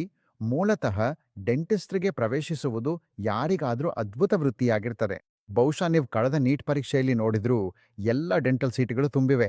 ಮಾನಿ, ನೀವ ಪರೀಕ್ಷೆ ಜನರಿಗೆ ವಾಸ್ತವವಾಗಿ ಪಾಸ್ ಆಗಲು ಕಷ್ಟವಾಗಿಸುತ್ತೀರಿ ಎಂದು ಭಾವಿಸ್ತೀರಾ? ಡೆಂಟಿಸ್ಟ್ರಿಗೆ ಅಥವಾ ಇತರ ಆರೋಗ್ಯ ವೃತ್ತಿಪರ ಕೋರ್ಸ್ಗಳಿಗೆ ಪ್ರವೇಶ ಪಡೆಯಲು? ಹೌದು. ನೋಡಿ, ಮೂಲತಃ ನೀವು ಫಿಸಿಕ್ಸ್ ಪೇಪರನ್ನು ಇತ್ಕೊಳ್ಳಲು ಸಾಧ್ಯವಿಲ್ಲ. ಅಲ್ಲಿ ಎಲ್ಲವೂ ಗಣಿತದ ಸಮಸ್ಯೆಗಳನ್ನು ಪರಿಹರಿಸುವಂತಿರ್ತವೆ. ಮತ್ತು ಕೊನೆಯಲ್ಲಿ ಹೇಳ್ತಾರೆ, ಸರಿ, ನಿಮಗೆ ಆರೋಗ್ಯ ಕ್ಷೇತ್ರದಲ್ಲಿ ಅಥವಾ ಯಾವುದಾದ್ರೂ ಸೀಟು ಸಿಗ್ತದೆ ಎಂದು. ಹಾಗಾಗಿ ವಿದ್ಯಾರ್ಥಿಗಳು ಮೆಡಿಕಲ್ಗೆ ಪ್ರಯತ್ನಿಸ್ತಾರೆ, ಕೆಲವರು ಡೆಂಟಲ್ಗೆ, ಕೆಲವರು ಆಯುರ್ವೇದಕ್ಕೆ, ಹಾಗೆಯೇ ನೀವು ಗೊತ್ತಿರುವಂತೆ ಹೋಮಿಯೋಪತಿಗೂ ಪ್ರಯತ್ನಿಸ್ತಾರೆ. ಫಿಸಿಯೋಥೆರಪಿ. ಫಿಸಿಯೋಥೆರಪಿ ಕೂಡ ಈ ವರ್ಷದಿಂದ ಪ್ರಾರಂಭವಾಗಿ. ಹಾಗಾಗಿ ನಾನು ಇನ್ನೂ ಸರ್ಕಾರವು ಲೈಫ್ ಸೈನ್ಸ್ ಪೇಪರನ್ನು ರೂಪಿಸಬೇಕು ಎಂದು ಭಾವಿಸ್ತೇನೆ. ಅಲ್ಲಿ ಬಾಟನಿಯನ್ನು ಸೇರಿಸಬೇಕು. ಅದು ಜೂಲಾಜಿಯೋ ಆಗಿರ್ಬೋದು, ಅದು ರಸಾಯನಶಾಸ್ತ್ರವೂ ಆಗಿರ್ಬೋದು. ಇನ್ನಷ್ಟು ಲೈಂಗಿಕ ಜ್ಞಾನವನ್ನು ಸೇರಿಸಿ, ಹಾಗೆಯೇ ಮಾನವ ದೇಹವನ್ನು ಒಳಗೊಂಡಿರಲಿ. ಅದರಿಗಾಗಿ ಪ್ರತ್ಯೇಕ ಪಠ್ಯವನ್ನು ತಯಾರಿಸಿ. ಫಿಸಿಕ್ಸ್ ಅಥವಾ ಗಣಿತದ ಸಮಸ್ಯೆಗಳನ್ನು ಪರಿಹರಿಸುವಂತಹ ವಿಷಯಗಳನ್ನು ಸೇರಿಸಬೇಡಿ ಮತ್ತು ನಂತರ ಸೀಟ್ ಪಡೆಯಿರಿ ಎಂದು ಹೇಳಬೇಡಿ. ಇದು ವೈದ್ಯಕೀಯ ಅಥವಾ ಡೆಂಟಲ್ ಸೀಟ್ ಪಡೆಯಲು ಹಕ್ಕು ನೀಡುತ್ತದೆ ಎಂಬಂತೆ ಮಾಡಬೇಡಿ. ಇಲ್ಲ, ಅದು ತಪ್ಪಾದ ಮಾರ್ಗ. ನೋಡಿ, ಸಿಇಟಿ ಇಂಜಿನಿಯರಿಂಗ್ ಸಿಟಿಗಾಗಿ ಅರ್ಹತೆ ಪಡೆಯಲು ತನ್ನ ಪಠ್ಯಕ್ರಮದಿಂದ ಜೈವಿಕ ಶಾಸ್ತ್ರವನ್ನು ತೆಗೆದುಹಾಕಬಹುದು ಎಂದರೆ ವೈದ್ಯಕೀಯ, ಡೆಂಟಲ್ ಅಥವಾ ಬೇರೆ ಯಾವುದೇ ಲೈಫ್ ಸೈನ್ಸ್ ವಿಷಯಗಳಿಗೆ ಏಕೆ ಸಾಧ್ಯ ಇಲ್ಲ? ಸರಿ. ಇಂದು ಯಾರಿಗಾದರೂ ಹಿನ್ನೆಲೆ ಇಲ್ಲದೆ ಅಥವಾ ಯಾರಾದರೂ ಬೆಂಬಲಗಾರರಿಲ್ಲದೆ ಡೆಂಟಿಸ್ಟ್ರಿ ಹೋಗಿ BDS ಓದಲು ನೀವು ಶಿಫಾರಸ್ ಮಾಡ್ತೀರಾ? ಖಂಡಿತವಾಗಿಯೂ ನಾನ್ ಮಾಡಬಲ್ಲೆ ಅಂದ್ರೆ ಯಾರು ಮಾಡಬಹುದು. ನನಗೆ ಯಾವ ಹಿನ್ನೆಲೆ ಇಲ್ಲನ್ನ. ನನ್ನ ತಂದೆ ವೈದ್ಯರಾಗಿರ್ಲಿಲ್ಲ ಅಥವಾ ಅವರ ಬಳಿ ಯಾವುದೇ ಕ್ಲಿನಿಕ್ ಇರಲಿಲ್ಲ. ಆದರೆ ದಿನದ ಕೊನೆಯಲ್ಲಿ ಇದರಲ್ಲಿ ತುಂಬಾ ಒಳ್ಳೆಯ ಅವಕಾಶ ಇದೆ. ಯಾರಾದರೂ ತಮ್ಮ ಅಂಡರ್ ಗ್ರಾಜುಯೇಷನ್ ಮುಗಿಸಿ ಪೋಸ್ಟ್ ಗ್ರಾಜುಯೇಷನ್ ಮುಗಿಸಿದ್ರೆ ಈ ಜಗತ್ತು ಖಂಡಿತವಾಗಿಯೂ ಸುರಕ್ಷಿತವಾದ ಸ್ಥಳ. ಅವನು ಎಲ್ಲೆಂದರಲ್ಲಿ ಹೊಂದ್ಕೋಬಹುದು. ವಿಶೇಷವಾಗಿ ನಮ್ಮ ಗ್ರಾಮೀಣ ಪ್ರದೇಶಗಳಲ್ಲಿ ವೈದ್ಯರು ಕೊರತೆ ಇದ್ದಾರೆ. ನೀವು ನೋಡಿದ್ರೆ ಅವರು ಎಲ್ಲಾದರೂ ಹೋಗಬಹುದು. ಇಂದಿನ ಸಾಮಾಜಿಕ ಮಾಧ್ಯಮದಿಂದ ಜಾಗೃತಿ ತುಂಬಾ ಹೆಚ್ಚಾಗಿದೆ. ಸಣ್ಣ ಪಟ್ಟಣಗಳು ಅಥವಾ ಗ್ರಾಮೀಣ ಪ್ರದೇಶಗಳು ಅಥವಾ ಆ ವಿಷಯಕ್ಕೆ ಬಂದ್ರೆ ಬೆಂಗಳೂರು ಕೂಡ. ಹಾಗಾಗಿ ನಾನು ಹೇಳಬೇಕಾದ್ರೆ ಎಲ್ಲರಿಗೂ ಇನ್ನೂ ತುಂಬಾ ಕೆಲಸ ಬಾಕಿ ಇದೆ. ಮುಂದಿನ ತಲೆಮಾರಿಗೆ ಖಂಡಿತವಾಗಿಯೂ ಮುಂದುವರಿಯುತ್ತಲೇ ಇರುತ್ತೆ. ಆದರೆ ಆರೋಗ್ಯ ಸೇವೆ ಮತ್ತು ಜನೈಗ ಸೇವೆ ಸಲ್ಲಿಸುವ ವಿಷಯಕ್ಕೆ ಬಂದಾಗ ಒಂದು ಹೆಚ್ಚು ಜನರಲ್ಲಿ ಸಿಲ್ಕೊಡ್ತಾಳೆ. BDS ಆದ್ಮೇಲೆ ಏನು, ನಾನು MDS ಮಾಡಬೇಕಾ ಅಥವಾ ಕೆಲಸ ಮಾಡಬೇಕಾ? ನಾನು ಕೆಲಸ ಮಾಡಿದ್ರೂ ನನಗೆ ಬಹಳ ಕಡಿಮೆ ಸಂಬಳ ಸಿಗ್ತಿದೆ. ನೀವು ಅದನ್ನ ವಿವರಿಸಬಹುದೇ? ನೋಡಿ, ಮೂಲತಃ ಪದವಿ ನಂತರ ಎಲ್ಲರೂ ಸ್ನಾತಕೋತ್ತರಕ್ಕೆ ಹೋಗಲು ಇಚ್ಛಿಸ್ತಾರೆ. ಆದರೆ ಸೀಟುಗಳು ಸೀಮಿತವಾಗಿವೆ. ಇಲ್ಲಿ ಕೆಲವರು ಬೇರೆ ವೈದ್ಯರ ಬಳಿ ಕೆಲಸ ಮಾಡಲು ಆಸಕ್ತಿ ತೋರಿಸ್ತಾರೆ. ಭಾರತದ ದೃಷ್ಟಿಯಿಂದ ಸರ್ಕಾರದ ಉದ್ಯೋಗಗಳ ಆಯ್ಕೆಗಳು ಇಲ್ಲವೇ ಇಲ್ಲ ಎಂದು ಹೇಳಬಹುದು. ಪ್ರಾಥಮಿಕ ಆರೋಗ್ಯ ಕೇಂದ್ರಗಳಲ್ಲಿ ಉದ್ಯೋಗಗಳಿದ್ರೂ ಸಹ ಅವುಗಳು ತುಂಬಾ ಕಡಿಮೆ. ಹೌದು, ಇದು 70ರ ದಶಕ, 80ರ ದಶಕ ಮತ್ತು 90ರ ಆರಂಭದಲ್ಲಿಯೂ ಒಂದು ಟ್ರೆಂಡ್ ಆಗಿತ್ತು. ನೀವು ಪದವಿ ಪೂರ್ಣಗೊಳಿಸಿದ ಕೂಡಲೇ ನಿಮ್ಮ ಪ್ರಾಕ್ಟೀಸ್ ಪ್ರಾರಂಭಿಸಬಹುದು. ನಾನು 99ರಲ್ಲಿ ಬೆಂಗಳೂರು ಬಂದಾಗಲೂ ಬೆಂಗಳೂರಿನ ಪ್ರಮುಖ ಪ್ರಾಕ್ಟೀಷನರ್ಗಳು ಎಲ್ಲರೂ ಪದವೀಧರರೇ ಆಗಿದ್ರು. ಯಾಕೆಂದ್ರೆ ದಂತಚಿಕಿತ್ಸೆ ಎಲ್ಲರಿಗೂ ಪ್ರಾಯೋಗಿಕ ಕೆಲಸಕ್ಕೆ ತಯಾರಾಗಲು ಕಲಿಸುತ್ತೆ. ನೀವು ತರಬೇತಿ ಪಡೆದಿರ್ತೀ. ನಿಮ್ಮ ಕಾಲೇಜು ನಿಮಗೆ ಉತ್ತಮ ಪ್ರಕರಣಗಳನ್ನು ನೀಡಿದ್ರೆ, ಎಲ್ಲ ರೀತಿಯ ಕೆಲಸಕ್ಕೂ ತರಬೇತಿ ನೀಡಿದ್ರೆ ಪದವೀಧರ ವೈದ್ಯರು ಖಂಡಿತವಾಗಿಯೂ ಯಶಸ್ವಿಯಾಗ್ತಾರೆ. ಅವರು ಬೆಂಗಳೂರಿನಲ್ಲಿ ಮತ್ತು ಬೇರೆಡೆಗಳಲ್ಲಿಯೂ ಚೆನ್ನಾಗೇ ಮಾಡ್ತಿದ್ದಾರೆ. ಆದರೆ ಸ್ನಾತಕೋತ್ತರ ಪದವಿ ಅವಶ್ಯಕ ಮತ್ತು ಅಗತ್ಯವಾಗಿದೆ. ಆದರೆ ಮತ್ತೆ ಸ್ನಾತಕೋತ್ತರ ಪದವಿಯೊಂದಿಗೆ ಕೂಡ ನೀವು ನಿಮ್ಮದೇ ಪ್ರಾಕ್ಟೀಸ್ ಆರಂಭಿಸಿ ಅದನ್ನ ಮುಂದುವರಿಸುವ ಕೌಶಲ್ಯವಿಲ್ಲದೆ ಜೊತೆಗೆ ಬೋಧನೆ ಕೂಡ, ವಿಚೀಗ ಸ್ನಾತಕೋತ್ತರ ಶಿಕ್ಷಕರಿಗೆ ಎಲ್ಲ ಬಾಗಿಲುಗಳನ್ನು ಮುಚ್ಚಿದೆ. ಅದು ಸಾಕಾಗದು. ಹೀಗಾಗಿ ಭವಿಷ್ಯದಲ್ಲಿ ಎಲ್ಲವೂ ನೀವು ಗೊತ್ತೇ ಆಸ್ಪತ್ರೆಗಳನ್ನ ತೆರೆಯುವ ರೀತಿಗೆ ಹೋಗಲು ಪ್ರಯತ್ನಿಸುವುದರ ಬಗ್ಗೆ ಇರಲಿದೆ. ಅಥವಾ ನೀವು ಗೊತ್ತೇ 4 ಅಥವಾ 5 ಜನರು ಸೇರಿ ಪ್ರಾಕ್ಟೀಸ್ ಆರಂಭಿಸಿ ನಂತರ ತಮ್ಮ ವಿಶೇಷತೆಯನ್ನು ಅಭಿವೃದ್ಧಿಪಡಿಸಬಹುದು. ಆದರೆ ದಂತಚಿಕಿತ್ಸೆಗೆ ಯಾವಾಗಲೂ ಅವಕಾಶ ಇದೆ. ಮಾಸ್ಟರ್ಸ್ ಮಾಡದೆ BDS ಪದವೀಧರನು ತನ್ನದೇ ಕ್ಲಿನಿಕ್ ತೆರೆಯುವುದು ಸಾಧ್ಯವೇ? ಖಂಡಿತವಾಗಿಯೂ, ಎಷ್ಟು ದೂರ ಅವನು ಆಸಕ್ತಿ ಹೊಂದಿದ್ರೆ. ನಾನ್ ಮೊದಲೇ ಹೇಳಿದ್ದಂತೆ, ಹೌದು, ಒಬ್ರು ಚೆನ್ನಾಗಿ ತರಬೇತಿ ಪಡೆದಿದ್ದರೆ ಕೆಲಸ ಮಾಡಲು ಬಂಡವಾಳ ಇದ್ರೆ ಹೇಳ. ಮತ್ತು ಒಂದು ಆರಂಭಿಸಲು ಸಾಕಷ್ಟು ಬಂಡವಾಳ ಇದ್ರೆ ಮತ್ತು ನೀವು ಗೊತ್ತೇ ಮಾತನಾಡಲು ಹಾಗೂ ಅವರು ಏನ್ ಮಾತನಾಡ್ತಿದ್ದಾರಂತ ತಿಳಿದು ರೋಗಿಗಳನ್ನು ಗುರುತಿಸಿ ಚಿಕಿತ್ಸೆ ನೀಡಲು ಸಾಕಷ್ಟು ಸಾಮರ್ಥ್ಯ ಇದ್ರೆ ಯಾಕೆ ಸಾಧ್ಯವಾಗದು? ಮತ್ತು MDSಗೆ ಬಹಳಷ್ಟು ಶಾಖೆಗಳಿವೆ ಎಂದು ನಾನು ಕೇಳಿದ್ದೇನೆ. ನಾನು ಖಚಿತವಿಲ್ಲ. 6, 7. ಹೌದು, ಸುಮಾರು 9 ಶಾಖೆ ಬರೆನೆ. 9 ಶಾಖೆ ಇಡವಾ? 9 ಶಾಖೆಗಳು. ಹೌದು. ಹಾಗಾದ್ರೆ ನಿಮ್ಗೆ ರೂಟ್ ಕ್ಯಾನಲ್ ತಜ್ಞ, ಹಲ್ಲು ಮಾಂಸಕೋಶ ತಜ್ಞ, ಮಕ್ಕಳ ದಂತವೈದ್ಯ, ನಂತರ ಬ್ರೇಸಸ್ ಹಾಕುವ ಆರ್ಥೋಡಾಂಟಿಸ್ಟ್, ನಂತರ ಬಾಯಲ್ಲಿರುವ ಎಲ್ಲಾ ಗಾಯಗಳನ್ನು ಗುರುತಿಸುವ ಒಬ್ಬ ಓರಲ್ ಮೆಡಿಸಿನ್ ಡಾಕ್ಟರ್ ಇರುತ್ತಾರೆ, ಮ್ಯಾಕ್ಸಿಲೋಫೇಶಿಯಲ್ ಸರ್ಜನ್ ಮ್ಯಾಕ್ಸಿಲೋಫೇಶಿಯಲ್ ಸರ್ಜನ್ ಹೌದು, ಜ್ಞಾನ ಹಲ್ಲು ತೆಗೆದುಹಾಕಲು ಮತ್ತು ಮುರಿದ ಹಲ್ಲುಗಳಿಗೆ ಚಿಕಿತ್ಸೆ ನೀಡಲು. ನಂತರ ನಿಮಗೆ ಸಮುದಾಯ ದಂತ ವೈದ್ಯರಿರುತ್ತಾರೆ. ಅವರು ನೀವು ಗೊತ್ತೇ ನೋಡ್ಕೊಳ್ತಾರೆ. ಎಲ್ಲಾ ಶಿಬಿರಗಳನ್ನು ನಡೆಸುವುದು ಮತ್ತು ದೊಡ್ಡ ಸಮುದಾಯವನ್ನ ಗಮನದಲ್ಲಿಟ್ಕೊಂಡು ಚಿಕಿತ್ಸೆ ನೀಡುವುದು, ಹಾಗೆಯೇ ವಿದ್ಯಾರ್ಥಿಗಳೊಂದಿಗೆ ಸಂವಹನ ನಡೆಸುವುದು. ನಂತರ ನೀವು ದಂತಪಾಲಕ ತಜ್ಞರನ್ನು ಕೂಡ ಹೊಂದಿದ್ದೀರಿ. ಇದನ್ನು ಪ್ರೋಸ್ತೋಡಾಂಟಿಕ್ಸ್ ಅಂತ ಕರೀತಾರೆ. ಹಾಗಾಗಿ ವಿಭಿನ್ನ ಶಾಖೆಗಳಿವೆ. ಆದರೆ ಖಂಡಿತವಾಗಿಯೂ ನೋಡಿ, ಮೂಲತಃ ಭಾರತದಲ್ಲಿ ಇದನ್ನು ನಿಧಾನವಾಗಿ ಸ್ವೀಕರಿಸಲಾಗ್ತಿದೆ. ಯಾವ ರೋಗಿಗಳು ಯಾವ ವಿಶೇಷತೆಗೆ ಹೋಗಬೇಕು ಎಂಬುದನ್ನು ಗುರುತಿಸ್ತಾರೆ. ಹಾಗಾಗಿ ಅವರು ರೂಟ್ ಕ್ಯಾನಲ್ ಅನ್ನು ಕೇವಲ ಎಂಡೋಡಾಂಟಿಸ್ಟ್ ಅಥವಾ ರೂಟ್ ಕ್ಯಾನಲ್ ತಜ್ಞನೇ ಮಾಡಬಹುದು ಎಂಬುದನ್ನು ತಿಳಿಯುವುದಿಲ್ಲ. ಅವರು ದಂತವೈದ್ಯನೇ ಎಲ್ಲಾ ಕೆಲಸಗಳನ್ನು ಸಮರ್ಪಕವಾಗಿ ಮಾಡ್ತಾನೆ ಎಂದು ಭಾವಿಸ್ತಾರೆ. ಯಾರಾದರೂ ತಮ್ಮ ಕೆಲಸದಲ್ಲಿ ಅನುಭವ ಹೊಂದಿದ್ರೆ ಅವರು ಕೂಡ ಮಾಡಬಹುದು. ಆದರೆ ಇದಕ್ಕೆ ಸ್ವಲ್ಪ ಸಮಯ ಬೇಕಾಗ್ತಾರೆ. ನನಗೂ ಸ್ವಲ್ಪ ಸಮಯ ಬೇಕಾಯ್ತಾ? ನನ್ನ ರೋಗಿಗಳು ಹೌದು, ನಾನು ಕೇವಲ ರೂಟ್ ಕ್ಯಾನಲ್ ತಜ್ಞನೆಂದು ಗುರುತಿಸಲು ಕನಿಷ್ಠ 10 ವರ್ಷಗಳಾದವು. ಆದರೂ ಇಂದಿಗೂ ನನಗೆ ಬರುವ ರೋಗಿಗಳು ಅವರು ನನ್ನನ್ನು ಎಲ್ಲಾ ಕೆಲಸಗಳನ್ನು ಮಾಡುವ ದಂತವೈದ್ಯನಾಗಿಯೇ ನೋಡ್ತಾರೆ. ಅದು ನಾನು ನನ್ನ ಬಳಿ ಯಾವುದೇ ಅಂಡರ್ ಗ್ರಾಜುಯೇಟ್ ವೈದ್ಯರನ್ನು ಕೆಲಸಕ್ಕೆ ಹಿಡಿದಿರುವ ಒಂದು ಕಾರಣ. ಯಾಕಂದ್ರೆ ಒಮ್ಮೆ ನೀವು ಹೆಸರು ಗಳಿಸ್ಮೇಲೆ ರೋಗಿಗಳು ನಿಮ್ಮ ಬಳಿಗೆ ಬಂದಾಗ ಅವ್ರು ನಿಮ್ಮನ್ನೇ ಕೇಳ್ತಾರೆ. ನನ್ನ ಇನ್ನೊಬ್ಬ ವೈದ್ಯರು ನನ್ನ ಜೂನಿಯರ್ ವೈದ್ಯರಿದ್ರು ಸಹ. ಹೌದು, ನಿಖರವಾಗಿ ನೀವೊಂದು ಸೇವೆಯನ್ನು ಒದಗಿಸ್ತಿದ್ದೀರಿ. ನೀವು ಸೇವಾ ಆಧಾರಿತ ವ್ಯವಹಾರದಲ್ಲಿದ್ದೀರಿ. ಹಾಗಾಗಿ ಸ್ಮೈಲ್ ಡೆಂಟಲ್ ಕೇರ್ ಅನ್ನು ಬಿಟ್ಟು ಅವರು ಡಾಕ್ಟರ್ ಮನು ಅವರನ್ನ ಹುಡುಕುತ್ತಾರೆ. ಮನು, ಹೌದು, ನೀವು ಸ್ಮೈಲ್ ಡೆಂಟಲ್ ಕೇರ್ ಅನ್ನು ಡಾಕ್ಟರ್ ಮನುಗಿಂತ ದೊಡ್ಡದಾಗಬೇಕೆಂದು ಬಯಸುತ್ತೀರಾ? ಮನ್ಗಿಂತ, ಅಥವಾ ನೀವು ಮನು ಸ್ಮೈಲ್ ಬಳಸಬೇಕಾರ? ಡೆಂಟಲ್ ಕೇರ್ ಇಲ್ಲ. ಮತ್ತೆ ಅವ್ರು ನನ್ನನ್ನು ಕೇಳ್ತಾ ಬಂದಾಗ ಏನಾಗ್ತದೆ ನೋಡಿ. ಹಾಗಾಗಿ ನನ್ನ ಜೂನಿಯರ್ ವೈದ್ಯರು ಮೊದಲು ನೋಡಿದ್ರೂ ಸಹ ಅವ್ರು ಇನ್ನೂ ನನ್ನನ್ನು ಕೇಳ್ತಾರೆ, ನನ್ನನ್ನು ಕಾಯ್ತಾರೆ. ಹಾಗಾಗಿ ಮೊದಲು ನೋಡೋ ಜೂನಿಯರ್ ವೈದ್ಯರನ್ನು ಇಡುವುದಕ್ಕೆ ಅರ್ಥವಿಲ್ಲ. ಯಾಕಂದ್ರೆ ನಿಮ್ಮ ಬಾಯಿ, ಕಣ್ಣುಗಳು ಮತ್ತು ಕಿವಿಗಳ ವಿಷಯಕ್ಕೆ ಬಂದಾಗ ನಂಬಿ, ಯಾರಿಗೂ ಅನುಭವವಿಲ್ಲದ, ಪರಿಚಯವಿಲ್ಲದ ವೈದ್ಯರನ್ನು ಬೇಕನಿಸೋದಿಲ್ಲ. ಯಾರು ಬಂದು ಇವರ ಬಾಯಿಗೆ ಸ್ಪರ್ಶ ಮಾಡ್ತಾರೆ ಎಂಬುದನ್ನು ಯಾರೂ ಇಷ್ಟಪಡಲ್ಲ. ಅಥವಾ ತಮ್ಮ ಕಣ್ಣುಗಳು ಅಥವಾ ಕಿವಿಗಳನ್ನು ಹೀಗೆ ಯಾರಿಗಾದ್ರೂ ಕೊಡಲು ಅವರು ಇಚ್ಛಿಸೋದಿಲ್ಲ. ಅವ್ರ ತಜ್ಞರನ್ನು ಬಯಸ್ತಾರೆ, ಅನುಭವದ ವರ್ಷಗಳಲ್ಲಿ ನಿಪುಣರಾಗಿರುವವರನ್ನು. ಮತ್ತು ಖಂಡಿತವಾಗಿಯೂ ನನ್ನ ಪ್ರಾಕ್ಟೀಸ್ ಪ್ರಾರಂಭಿಸಿದ ಸಮಯದಲ್ಲಿ ಯಾವುದೇ ಸಾಮಾಜಿಕ ಮಾಧ್ಯಮಗಳಿರಲಿಲ್ಲ. ಇಂದು ನೀವು ಜಸ್ಟ್ ಡಯಲ್ ಅಥವಾ ಪ್ರಾಕ್ಟೀಸ್ಗಳನ್ನು ನೋಡಬಹುದು. ಅಲ್ಲಿ ಹೊಸದಾಗಿ ಕ್ಷೇತ್ರಕ್ಕೆ ಬಂದ ಯುವ ವೈದ್ಯರನ್ನು ಪ್ರೋತ್ಸಾಹಿಸ್ತಾರೆ. ನೀವು ಎಷ್ಟು ಹಣ ಕೊಡ್ತೀರೋ ಅದರ ಮೇಲೆ ಪುಟಗಳನ್ನು ಎತ್ತಿ ತೋರಿಸ್ತಾರೆ ಅಥವಾ ಇನ್ನೇನಾದರೂ ಮಾಡ್ತಾರೆ. ನಾನು ಜಾಹೀರಾತು ಮಾಡಲಾಗದ ಕಾಲದಿಂದ ಬಂದಿದ್ದೇನೆ. ಅದು ಖಂಡಿತವಾಗಿಯೂ ಕಾನೂನು ಬಾಹಿರವಾಗಿತ್ತು.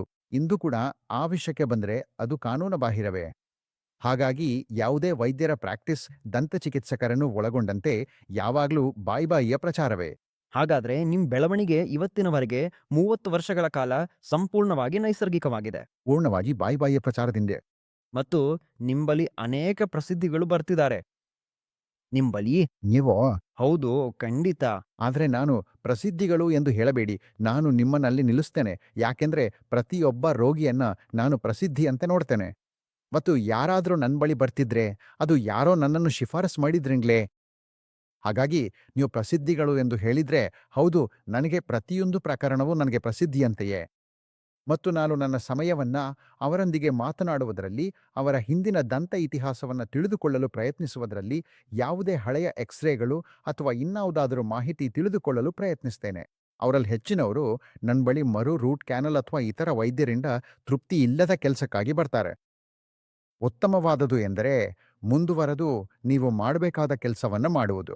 ಅವರು ಎಲ್ಲಿಗೆ ಹೋದ್ರು, ಏಕೆ ಹೋದ್ರು ಎಂಬ ಇತಿಹಾಸವನ್ನ ನೋಡ್ಕೊಳ್ಳೋದ್ಕಿಂತ ಇದು ಎಲ್ಲವೂ ಭವಿಷ್ಯವನ್ನು ಕುರಿತು. ನೀವು ಮತ್ತೊಮ್ಮೆ ರೋಗಿಯನ್ನ ನಿಮ್ಮ ಕ್ಲಿನಿಕ್ಕಿಂದ ದೊಡ್ಡ ನಗುವಿನೊಂದಿಗೆ ಹೊರಹಾಕಬೇಕೆಂದು ತಿಳಿದಿದ್ದೀರಿ. ಅದು ಒಂದು ಸವಾಲು. ಅಲ್ಲವೇ? ನೀವು ಬೆಂಗಳೂರು ಚೈಕ್ವೆ ಎಂಡೋಡಾಂಟಿಸ್ಟು. ಹೌದು. ನೀವು ಚಿಕಿತ್ಸೆ ನೀಡಿದ ಒಬ್ಬ ಪ್ರಸಿದ್ಧಿಯ ಹೆಸರನ್ನ ನಾನು ಕೇಳಲು ಇಚ್ಛಿಸ್ತೀನಿ. ಹೇಳಿ, ಅದು ಹೇಗಿತ್ತು? ಪುನೀತ್ ರಾಜ್ಕುಮಾರ್ ಅವರಿಗೆ ಚಿಕಿತ್ಸೆ ನೀಡಿದ ಅನುಭವ ಹೇಗಿತ್ತು? ಅವ್ರು ನಿಮ್ಮನ್ನು ಹೇಗೆ ಸಂಪರ್ಕಿಸಿದ್ರು? ಆ ಪ್ರಕ್ರಿಯೆ ಹೇಗಿತ್ತು? ಅವರು ಕರ್ನಾಟಕದ ಮುಖ ಅಲ್ಲವೇ? ಜನರು ಅವರನ್ನ ದೇವರಂತೆ ನೋಡ್ತಾರೆ. ನೀವು ನಿಜವಾಗ್ಲೂ ಅವರ ಬಳಿ ತುಂಬಾ ಹತ್ತಿರವಾಗಿದ್ದೀರಿ. ಆ ಬಗ್ಗೆ ನನಗೆ ಹೇಳಿ. ಇಲ್ಲ, ನಾವು ಒಂದೇ ಪ್ರದೇಶದಲ್ಲಿ ವಾಸಿಸ್ತೇವೆ. ಹಾಗಾಗಿ ಒಬ್ಬ ಸಾಮಾನ್ಯ ಸ್ನೇಹಿತನ ಮೂಲಕ ಅವರು ನನ್ನನ್ನು ಸಂಪರ್ಕಿಸಿದ್ರು. ಇಬ್ರು ರೂಟ್ ಕ್ಯಾನಲ್ಗಳನ್ನ ಮಾರಾಡ. ಇದು ಸುಮಾರು 10 ವರ್ಷಗಳ ಹಿಂದೆ, ಒಂದು ದಶಕದ ಹಿಂದೆ ನಡೆದದ್ದು. ಅವ್ರು ನನ್ನಿಂದ ಇನ್ನೂ ಕೆಲವು ಕೆಲಸಗಳನ್ನು ಮಾಡಿಸ್ಕೊಂಡಿದ್ದಾರೆ. ಚಿಕಿತ್ಸೆ ಸಮಯದಲ್ಲಿ ಅವ್ರಿಗೆ ಸ್ವಲ್ಪ ನೋವಿದ್ದಾಗ ಅವರು ಮೈಸೂರಿಗೂ ಹೋಗಿದ್ರು. ಆ ಸಮಯದಲ್ಲಿ ತುರ್ತು ಅವಶ್ಯಕತೆಯಲ್ಲಿ ನನ್ನ ಮೈಸೂರಿನ ಸ್ನೇಹಿತನನ್ನು ಅವರನ್ನ ನೋಡಲು ಶಿಫಾರಸು ಮಾಡಬೇಕಾಯ್ತು. ಹೌದು, ಅದು ಒಬ್ಬ ಅನುಭವವೇ ಆಗಿತ್ತು ಅಂದ್ರೆ ತಪ್ಪಾಗದು. ನಿಮಗೆ ಹೇಗಿತ್ತು ಆ ಅನುಭವ? ನೀವು ಅವರ ತಂದೆ ರಾಜ್‌ಕುಮಾರ್ ಅವರ ಪ್ರತಿಯೊಂದು ಹಾಡನ್ನು ನೋಡಲು ಇಷ್ಟಪಟ್ಟಿದ್ದೀರಿ ಅಲ್ವಾ? ನಾನು ಅವ್ರ ದೊಡ್ಡ ಅಭಿಮಾನಿ. ಫ್ಯಾನ್ ರಾಜ್‌ಕುಮಾರ್ ನನ್ನ ದೊಡ್ಡ ಅಭಿಮಾನಿ. ಅಲ್ವಾ? ಮತ್ತೆ ಅವ್ರ ಮಗ ಒಮ್ಮೆಲೆ ನಿಮ್ ಬಳಿ ಬಂದು, "ಡಾಕ್ಟರ್ ನಂಗೆ ಐಡಿಯಾ ಗೊತ್ತಿದೆ" ಅಂತ ಹೇಳ್ದಾಗ ಹೇಗಿತ್ತು? ನಿಮಗೆ ಆ ರೋಮಾಂಚನ ಅಥವಾ ಗೂಸ್ ಬಂಪ್ಸ ಆಗ್ಲಿಲ್ವೇ? ಅಯ್ಯೋ ಮನುಷ್ಯ! ಹೌದು, ನೀನ್ ಹಾಗೆ ಅನುಭವಿಸಿಲ್ವೇ? ಏನನ್ಸಿತು? ಆದಿಯಲ್ಲಿ ಹೌದು. ಅಂದ್ರೆ ನೋಡಿ ಮತ್ತೆ ಏನಾಗುತ್ತೆ ಅಂದ್ರೆ ಅದು ನಿನ್ನ ಕೆಲಸವಾಗಿದ್ದಲ್ಲ. ನಾನು ಚಿಕಿತ್ಸೆಯ ವೇಳೆ ಅವನು ಮತ್ತೊಬ್ಬ ರೋಗಿಯಂತೆ ಕಾಣಬಹುದು. ಇಲ್ಲ ಅಂತದಲ್ಲ. ಪ್ರಸಿದ್ಧ ವ್ಯಕ್ತಿ ಅಂದ್ರೆ ಯಾವಾಗ್ಲೂ ಪ್ರಸಿದ್ಧ ವ್ಯಕ್ತಿಯೇ. ಗೊತ್ತಿರ್ಲಿ, ದಿನದ ಕೊನೆಯಲ್ಲಿ ಅವ್ರನ್ನ ಚಿಕಿತ್ಸೆ ನೀಡುವಾಗ ಹೆಚ್ಚು ಜಾಗ್ರತೆ ವಹಿಸ್ಬೇಕಾಗ್ತದೆ. ಮತ್ತೆ ಅವನಿಂದ ಬರುವ ಮಾತು ಹೋದಾಗ ಅದು ನಿಜವಾಗ್ಲೂ ಹೋಯ್ತು. ಅವನಿಬ್ಬರು ಅಥವಾ ಮೂವರು ಸಹೋದ್ಯೋಗಿಗಳನ್ನು ಕೂಡ ಅವನಿಲ್ಲಿ ಚಿಕಿತ್ಸೆ ಪಡೆಯಲು ಕಳಿಸಿದ್ದೆನು. ನನಗೆ ಅವನಿಗೆ ಚಿಕಿತ್ಸೆ ನೀಡುವುದು ಖಂಡಿತವಾಗಿಯೂ ಗೌರವದ ವಿಷಯವಾಗಿತ್ತು ಎಂದು ನಾನು ಹೇಳಬೇಕು. ಈಗ ನೀನು ಬಹುತೇಕ ಸಮಯದಲ್ಲಿ ಸ್ಮೈಲ್ ಡೆಂಟಲ್ ಕೇರ್ ಅನ್ನು ಒಬ್ಬನೇ ನೋಡ್ಕೊಂಡಿದ್ದೀಯಲ್ಲ? ಯಾವುದೇ ಡ್ಯೂಟಿ ಡಾಕ್ಟರ್ ಇಲ್ದೆ, ಅಲ್ವೇ? ಪ್ರತಿದಿನವೂ ನಿಂಗಿದು ಏಕತಾನವಾಗ್ತಿದೆ ಅನ್ಸಲ್ವೇ? ಕೆಲವೊಮ್ಮೆ ತುಂಬಾ ಗೊಂದಲವಾಗುತ್ತದೆ ಅಲ್ವೇ? ಹೌದು, ನಾನು 2012ರಲ್ಲಿ ಆ ಭಾವನೆ ಅನುಭವಿಸತೊಡಗಿದೆ. 20 ಪ್ರೊಸೆಲ್ 2012ರಲ್ಲಿ ನಾನು ಈ ಭಾವನೆ ಅನುಭವಿಸಲು ಆರಂಭಿಸಿದೆ. ಇದು ಸುಮಾರು 13 ವರ್ಷಗಳ ಹಿಂದೆ. ನೀನ್ ಹೇಳಿದ್ದು ಸರಿಯೇ. ಯಾವ ವೈದ್ಯರಿಗೂ ಇದೊಂದು ಯಾಂತ್ರಿಕ ಕೆಲಸವಾಗ್ಬಿಡ್ತದೆ. ಮತ್ತು 2012ರಲ್ಲಿ ನಾನು ಬೋಧನೆಯನ್ನು ಬಿಟ್ಟುಬಿಟ್ಟಿದ್ದೆ. ಹಾಗೆ ಎಲ್ಲೋ ಒಂದು ಹಂತದಲ್ಲಿ ಅವತ್ ನಾನು ಪರಮವಾದ ವ್ಯಾಯಾಮ ರೂಪವಾದ ಓಟವನ್ನು ಆರಂಭಿಸಿದೆ. ಅದು ನಂಗೆ ಇವತ್ತಿಗೂ ಶಾಂತಿಯನ್ನು ನೀಡಿದೆ. ಹೌದು, ಹಾಗೆ ನಾನು ನನ್ನ ಓಟವನ್ನ ಆನಂದಿಸ್ತೇನೆ ಮತ್ತು ಹೊಸ ಈವೆಂಟ್ಗಳಿಗೆ ನೋಂದಣಿ ಮಾಡಿಕೊಳ್ತಾ, ವ್ಯಾಯಾಮ ಮಾಡ್ತಾ ನನ್ನನ್ನು ಬ್ಯುಸಿಯಾಗಿ ಇಟ್ಕೊಳ್ತೇನೆ. ಇನ್ನೇನ್ ದೊಡ್ಡದಿದೆ? ಹೌದು, ಹಾಗೆ. ನೀವು ಓಟದ ಬಗ್ಗೆ ಹೇಳಿದ್ರು. ನಾನು ಓಟದ ವಿಷಯಕ್ಕೆ ಹೋಗೋ ಮೊದಲು, ಯಾಕಂದ್ರೆ ನೀವು ದೊಡ್ಡ ಫಿಟ್ನೆಸ್ ಫ್ರೀಕ್ ಅಂತ ನನಗೆ ಗೊತ್ತು, ಅಲ್ವೇ? ಈ $10,000 ಗ್ರಿಲ್ ಬಗ್ಗೆ ಚರ್ಚೆ ನಡೀತಿದೆ ಅಲ್ವೇ? ಚಿನ್ನದಲ್ಲು, ವಜ್ರದಲ್ಲುಗಳು ಇದು ದಂತ ಚಿಕಿತ್ಸೆಯಲ್ಲಿ ವಿಪತ್ನ ಅಥವಾ ಸರಿಯಾಗಿ ಹೊಂದಿಸಿದ್ರೆ ಅದು ಮಾನವನಿಗೆ ಚೆನ್ನಾಗಿ ಕೆಲಸ ಮಾಡ್ತದೀಯಾ? ಹೌದು, ಮಾನವನಿಗೆ. ಇಲ್ಲ, ನಾನಿದನ್ನು ವಿಪತ್ತು ಅಂತ ಕರೆಯೋದಿಲ್ಲ. ನೋಡಿ, ಬಾಯಲ್ಲಿರುವ ಬೇರೆ ಯಾವುದೇ ಲೋಹದ ಫಿಲ್ಲಿಂಗ್ಗಳಿಗಿಂತ ಚಿನ್ನ ಯಾವಾಗ್ಲೂ ಅತ್ಯಂತ ಜೈವಿಕವಾಗಿ ಹೊಂದಿಕೊಡುವ ವಸ್ತುವಾಗಿದೆ. ಇದು ತುಂಬಾ ಜೈವಿಕವಾಗಿ ಹೊಂದಿಕೊಳ್ತಲೆ ಮತ್ತು ಚಿನ್ನದಲ್ಲೂ ಮುಡುಪು ಹಾಕ್ಸೋದು ಅನೇಕ ವರ್ಷಗಳಿಂದಲೂ ಇರೋ ಪರಂಪರೆ ಇಂದಿಗೂ ಇದೆ. ನಾನು 2 ವಾರಗಳ ಹಿಂದೆ ಒಂದು ಮಾಡಿದ್ದೇನೆ. ನೋಡಿ, ಅಂಡದ ವಿಷಯಕ್ಕೆ ಬಂದಾಗ ಅದು ಯಾವಾಗ್ಲೂ ವ್ಯಕ್ತಿಗತ ದೃಷ್ಟಿಕೋನ. ಕೆಲವರು ಚಿನ್ನವನ್ನ ಆಕರ್ಷಕವೆಂದು ಕಾಣಬಹುದು. ನೀವು ಗೊತ್ತಾ, ಹಲ್ಲಿನ ಬಣ್ಣದ ಮುಡುಪುಗಿಂತ ಬಾಯಲ್ಲಿ ಹೊಳೆಯುವ ಚಿನ್ನದ ಹಲ್ಲು ಅಥವಾ ಹಲ್ಲಿನಲ್ಲಿ ಡೈಮಂಡ್ ಸ್ಟಡ್ ಇಡುವುದು ಉತ್ತಮವೆಂದು ಕೆಲವರು ಭಾವಿಸ್ತಾರೆ. ನಾನು ಇಲ್ಲಿ ಹೇಳಲು ಬಯಸುವುದೇನೆಂದ್ರೆ, ಅಂದ ಎಂಬುದು ವ್ಯಕ್ತಿಗತ ದೃಷ್ಟಿಕೋನ. ಈಗ ನನ್ನ ಬಳಿ ಕೆಲವರು ಬಾಗಿದ ಹಲ್ಲು ಹೊಂದಿದ್ದಾರೆ, ಯಾರೋ ಹೇಳಿದ್ದಂತೆ, ಮತ್ತು ಅವರು ಅದನ್ನೇ ಹೊಸ ಫ್ಯಾಷನ್ ಎಂದು ಭಾವಿಸ್ತಾರೆ. ಹಾಗೆಂದ್ರೆ ಅಂತೀಯೇ? ದಾ ಹಲ್ಲು ಬಾಗಿದ ಹಲ್ಲುಗಳು ಬಾಗಿದ ಹಲ್ಲುಗಳು ಹೌದು, ಬಾಗಿದ ಹಲ್ಲುಗಳು. ಒಂದಾದ್ರೂ ಒಂದು ಹಲ್ಲು ಬಾಗಿದಂತೆ ತಿರುಗಿದೆ. ನಾನು ನನ್ನ ಒಬ್ಬ ರೋಗಿಗೆ ಕೂಡ ಕೇಳಿದ್ದೆ, ನಿಮ್ಗೆ ಏಕೆ ಒಂದು ಹಲ್ಲು ಬಾಗಿದಂತೆ ಇದೆ ಎಂದು. ಅದನ್ನು ನೇರವಾಗಿ ಮಾಡೋದು ಏಕಲ್ಲ ಎಂದು ಅವ್ರು ಹೇಳಿದ್ರು. ಇಲ್ಲ, ಇದು ಹೊಸ ಟ್ರೆಂಡ್ ಅಂತೆ. ನಿಜಾದ್ಯೋ? ಹೌದು, ಅವರಿಗಿದು ಅದೃಷ್ಟಮಂತೆ. ಅವರಿಗೆ ದಿನದ ಕೊನೆಯಲ್ಲಿ ಅಂದಾಜಿನ ಪ್ರಕಾರ ಪ್ರತಿ ವ್ಯಕ್ತಿಯ ವೈಯಕ್ತಿಕ ಅಭಿಪ್ರಾಯ ಮುಖ್ಯ. ನನ್ನ 2 ಹಲ್ಲುಗಳ ಮಧ್ಯೆ ಸಂದು ಇದೆ, ಅದು ವಿಚಿತ್ರವಾಗಿ ಕಾಣಿಸುತ್ತೆ. ಕೆಲವರು ಆ ಗ್ಯಾಪ್ ಮೂಲಕ ನಾಲಿಗೆ ಹೊರತಳ್ಳುವಷ್ಟು ದೊಡ್ಡದಾಗಿದೆ, ಅದು ಸ್ವಲ್ಪ ಅಶುಭವಾಗಿರಂತೆ ಕಾಣಿಸ್ತಾರೆ. ಆದ್ರೆ ರೋಗಿಗಳು ಹೇಳ್ತಾರೆ ಅದು ಅವರಿಗಂತೂ ಅದೃಷ್ಟವನ್ನ ಕೊಡುತ್ತದೆ ಎಂದು. ನಾನು ಚೆನ್ನಾಗಿ ಕೆಲಸ ಮಾಡಿದ್ರೂ ಅವನ ಅದೃಷ್ಟವನ್ನ ಬದಲಾಯಿಸಲು ಸಾಧ್ಯವಿಲ್ಲ. ನನಗೆ ಚೆನ್ನಾಗಿ ಕಾಣಿಸುತ್ತೆ ಅಲ್ವಾ? ಅಂದಾಜು ಎಂಬುದು ವೈಯಕ್ತಿಕ. ಅವರು ಮುಂದುವರಿಯಲಿ. ಹೌದು, ಹೇಳಿ, ಪರಿಪೂರ್ಣ ನಗು ಎಂದ್ರೇನು? ಹೌದು, ಪರಿಪೂರ್ಣ ನಗು. ನೋಡಿ, ಮೂಲತಃ ಪರಿಪೂರ್ಣ ನಗು ಎಂದರೆ ಕೆಲವು ಸೆಲೆಬ್ರಿಟಿಗಳಂತೆ ನೀವು ನಗುವಿರಬೇಕು. ನೋಡಿ, ಏನಾಗತ್ತೆ ಅಂದ್ರೆ ನಿಮ್ಮ ಇಂಟರ್ನೆಟ್ಟಲ್ಲಿಯೂ ಕೆಲವು ನಗುವುಗಳನ್ನ ಅವರ ಅಲ್ಗೋರಿದಮ್ ಅಲ್ಲಿ ಇಟ್ಕೊಂಡಿರುತ್ತೆ. ಸರಿ, ಸುಂದರವಾದ 10 ನಗುವುಗಳಲ್ಲಿ ಒಂದನ್ನು ಆಯ್ಕೆ ಮಾಡಲಾಗ್ತದೆ. ಅದರಲ್ಲಿ ನಮ್ಮ ನಟಿ ಐಶ್ವರ್ಯ ರೈ ಅವರ ನಗು ಕೂಡ ಒಂದು. ಹಾಗಾಗಿ ಅವರ ನಗುವನ್ನ ಆಧಾರ ರೇಖೆಯಾಗಿ ತಗೊಳ್ಳಾಗ್ತದೆ. ಇದೀಗ ನಗು ಹೀಗೆ ಇರಬೇಕು ಅಂತ ಹೇಳ್ತಾರೆ. ಅವರ ಆಧಾರದ ಮೇಲೆ ಯಾವ ರೋಗಿಗೋ ಹೊಸ ಹಲ್ಲುಗಳನ್ನು ಹಾಕಿದಾಗ ಪರಿಪೂರ್ಣ ನಗು ಪಡೆಯಲು ಅವು ಹೇಗಿರಬೇಕು ಎಂಬುದನ್ನು ನೋಡ್ತಾರೆ. ಇದೇ ಯಾರಾದ್ರೂ ನಿಮ್ ಬಳಿ ಬಂದು, "ಡಾಕ್ಟರ್ ನನಗೆ ನನ್ನ ಹಲ್ಲುಗಳನ್ನೆಲ್ಲ ಈ ವ್ಯಕ್ತಿಯ ಹಲ್ಲುಗಳಂತೆ ನಿಖರವಾಗಿ ಬೇಕು ಎಂದು ಕೇಳಿದ್ದಾರೆಯಾ? ಹೌದು, ತುಂಬಾ ಜನ ಕೇಳ್ತವೆ. ನಿಜವಾಗಿಯೂ ಬ್ರೇಸಸ್ ಹಾಕ್ಸ್ಕೊಳ್ಳುವ ಪ್ರತಿಯೊಬ್ರು ಇದೇ ಸಮಸ್ಯೆಯೊಂದಿಗೆ ಬರ್ತಾರೆ. ಅವರು ಫೋಟೋ ಒಂದನ್ನು ತಗೊಂಡ್ ಬರ್ತಾರೆ. ಹೌದು, ಅವರು ಫೋಟೋ, ಚಿತ್ರಗಳೊಂದಿಗೆ ಬರ್ತಾರೆ. ಅವ್ರು ಇನ್ನೂ ಹೇಳ್ತಾರೆ, ನೋಡಿ, ನನಗೆ ನನ್ನ ನಗುವು ಕೂಡ ಇಷ್ಟು ಸುಂದರವಾಗಿರಬೇಕು ಎಂದು. ಮತ್ತು ನನಗೆ ನನ್ ಗಮ್ಮಿ ಸ್ಮೈಲ್ ಬಿಲ್ಲ. ಇದು ಕೇಳುವ ಬಹುಪಾಲು ರೋಗಿಗಳಲ್ಲಿ ತುಂಬಾ ಸಾಮಾನ್ಯವಾಗಿದೆ. ಹಾಗಾಗಿ ಮೂಲತಃ ಅವರು ಹಲ್ಲುಗಳನ್ನು ಸರಿಪಡಿಸ್ಕೊಳ್ತಿರುವಾಗ ನೀವು ಗೊತ್ತೇ, ಅಲೈನ್ಮೆಂಟ್ ಕೂಡ ಅದ್ಭುತವಾಗಿರಬೇಕು. ಹಲ್ಲಿನ ತಿರುಗು, ವಿಶೇಷವಾಗಿ ಎಲ್ಲಿ ಜಾಗ ಬಿಡಬೇಕೋ ಅಲ್ಲಿ ಸ್ವಲ್ಪ ಜಾಗ ಬಿಡುವಂತೆ ಎಲ್ಲವೂ ಪರ್ಫೆಕ್ಟ್ ಆಗಿರಬೇಕು. ಅವರು ಕೇಳುವುದಕ್ಕೆ ನಗು 100% ಹೊಂದಿಕೆಯಾಗೋ ರೀತಿಯಲ್ಲಿ ಇರಬೇಕು. ಹೌದು. ಸರಿಯಾ? ಮತ್ತು ನೀವು ಇನ್ವಿಸಾಲಿನ್ ಬಗ್ಗೆಯೂ ಹೇಳಬಲ್ಲಿಲ್ಲ. ಹೌದು. ಇದು ತುಂಬಾ ದುಬಾರಿಯಾಗಿದೆ ಮತ್ತು ಜನರದನ್ನು ಭರಿಸಲಾರು ಎಂದು ನಾನು ಕೇಳಿದೆ. ಯಾವುದೇ ಪರ್ಯಾಯವಿದೆಯೇ? ನೋಡಿ, ಇನ್ವಿಸಲೈನ್.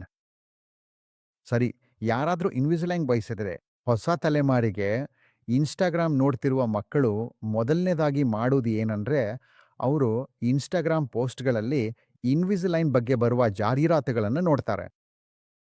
ಇಲ್ಲಿ ದಂತಚಿಕಿತ್ಸಕರು ಭಾಗಿಯಾಗಿಲ್ಲ. ದಂತಚಿಕಿತ್ಸಕರು ಖಂಡಿತವಾಗಿಯೂ ಇಲ್ಲಿ ಭಾಗಿಯಾಗಿಲ್ಲ. ಅವ್ರು ಹೀಗ್ ಮಾಡ್ತಾರೆ. ಅವರು ತಮ್ಮದೇ ಕಂಪನಿಗಳನ್ನು ಹೊಂದಿದ್ದಾರೆ. ಬಂದು ಇಂಪ್ರೆಷನ್ ತೆಗೆದು ನಿಮ್ಗೆ ವಿಭಿನ್ನ ಇನ್ವಿಸಲೈನ್ ಮಾದರಿಗಳನ್ನ ಕೊಡ್ತಾರೆ. ಆದ್ರೆ ಮತ್ತೆ ನಾನು ಪ್ರತಿಯೊಂದು ಪ್ರಕರಣಕ್ಕೂ ಇನ್ವಿಸಲೈನ್ ಶಿಫಾರಸು ಮಾಡೋದಿಲ್ಲ.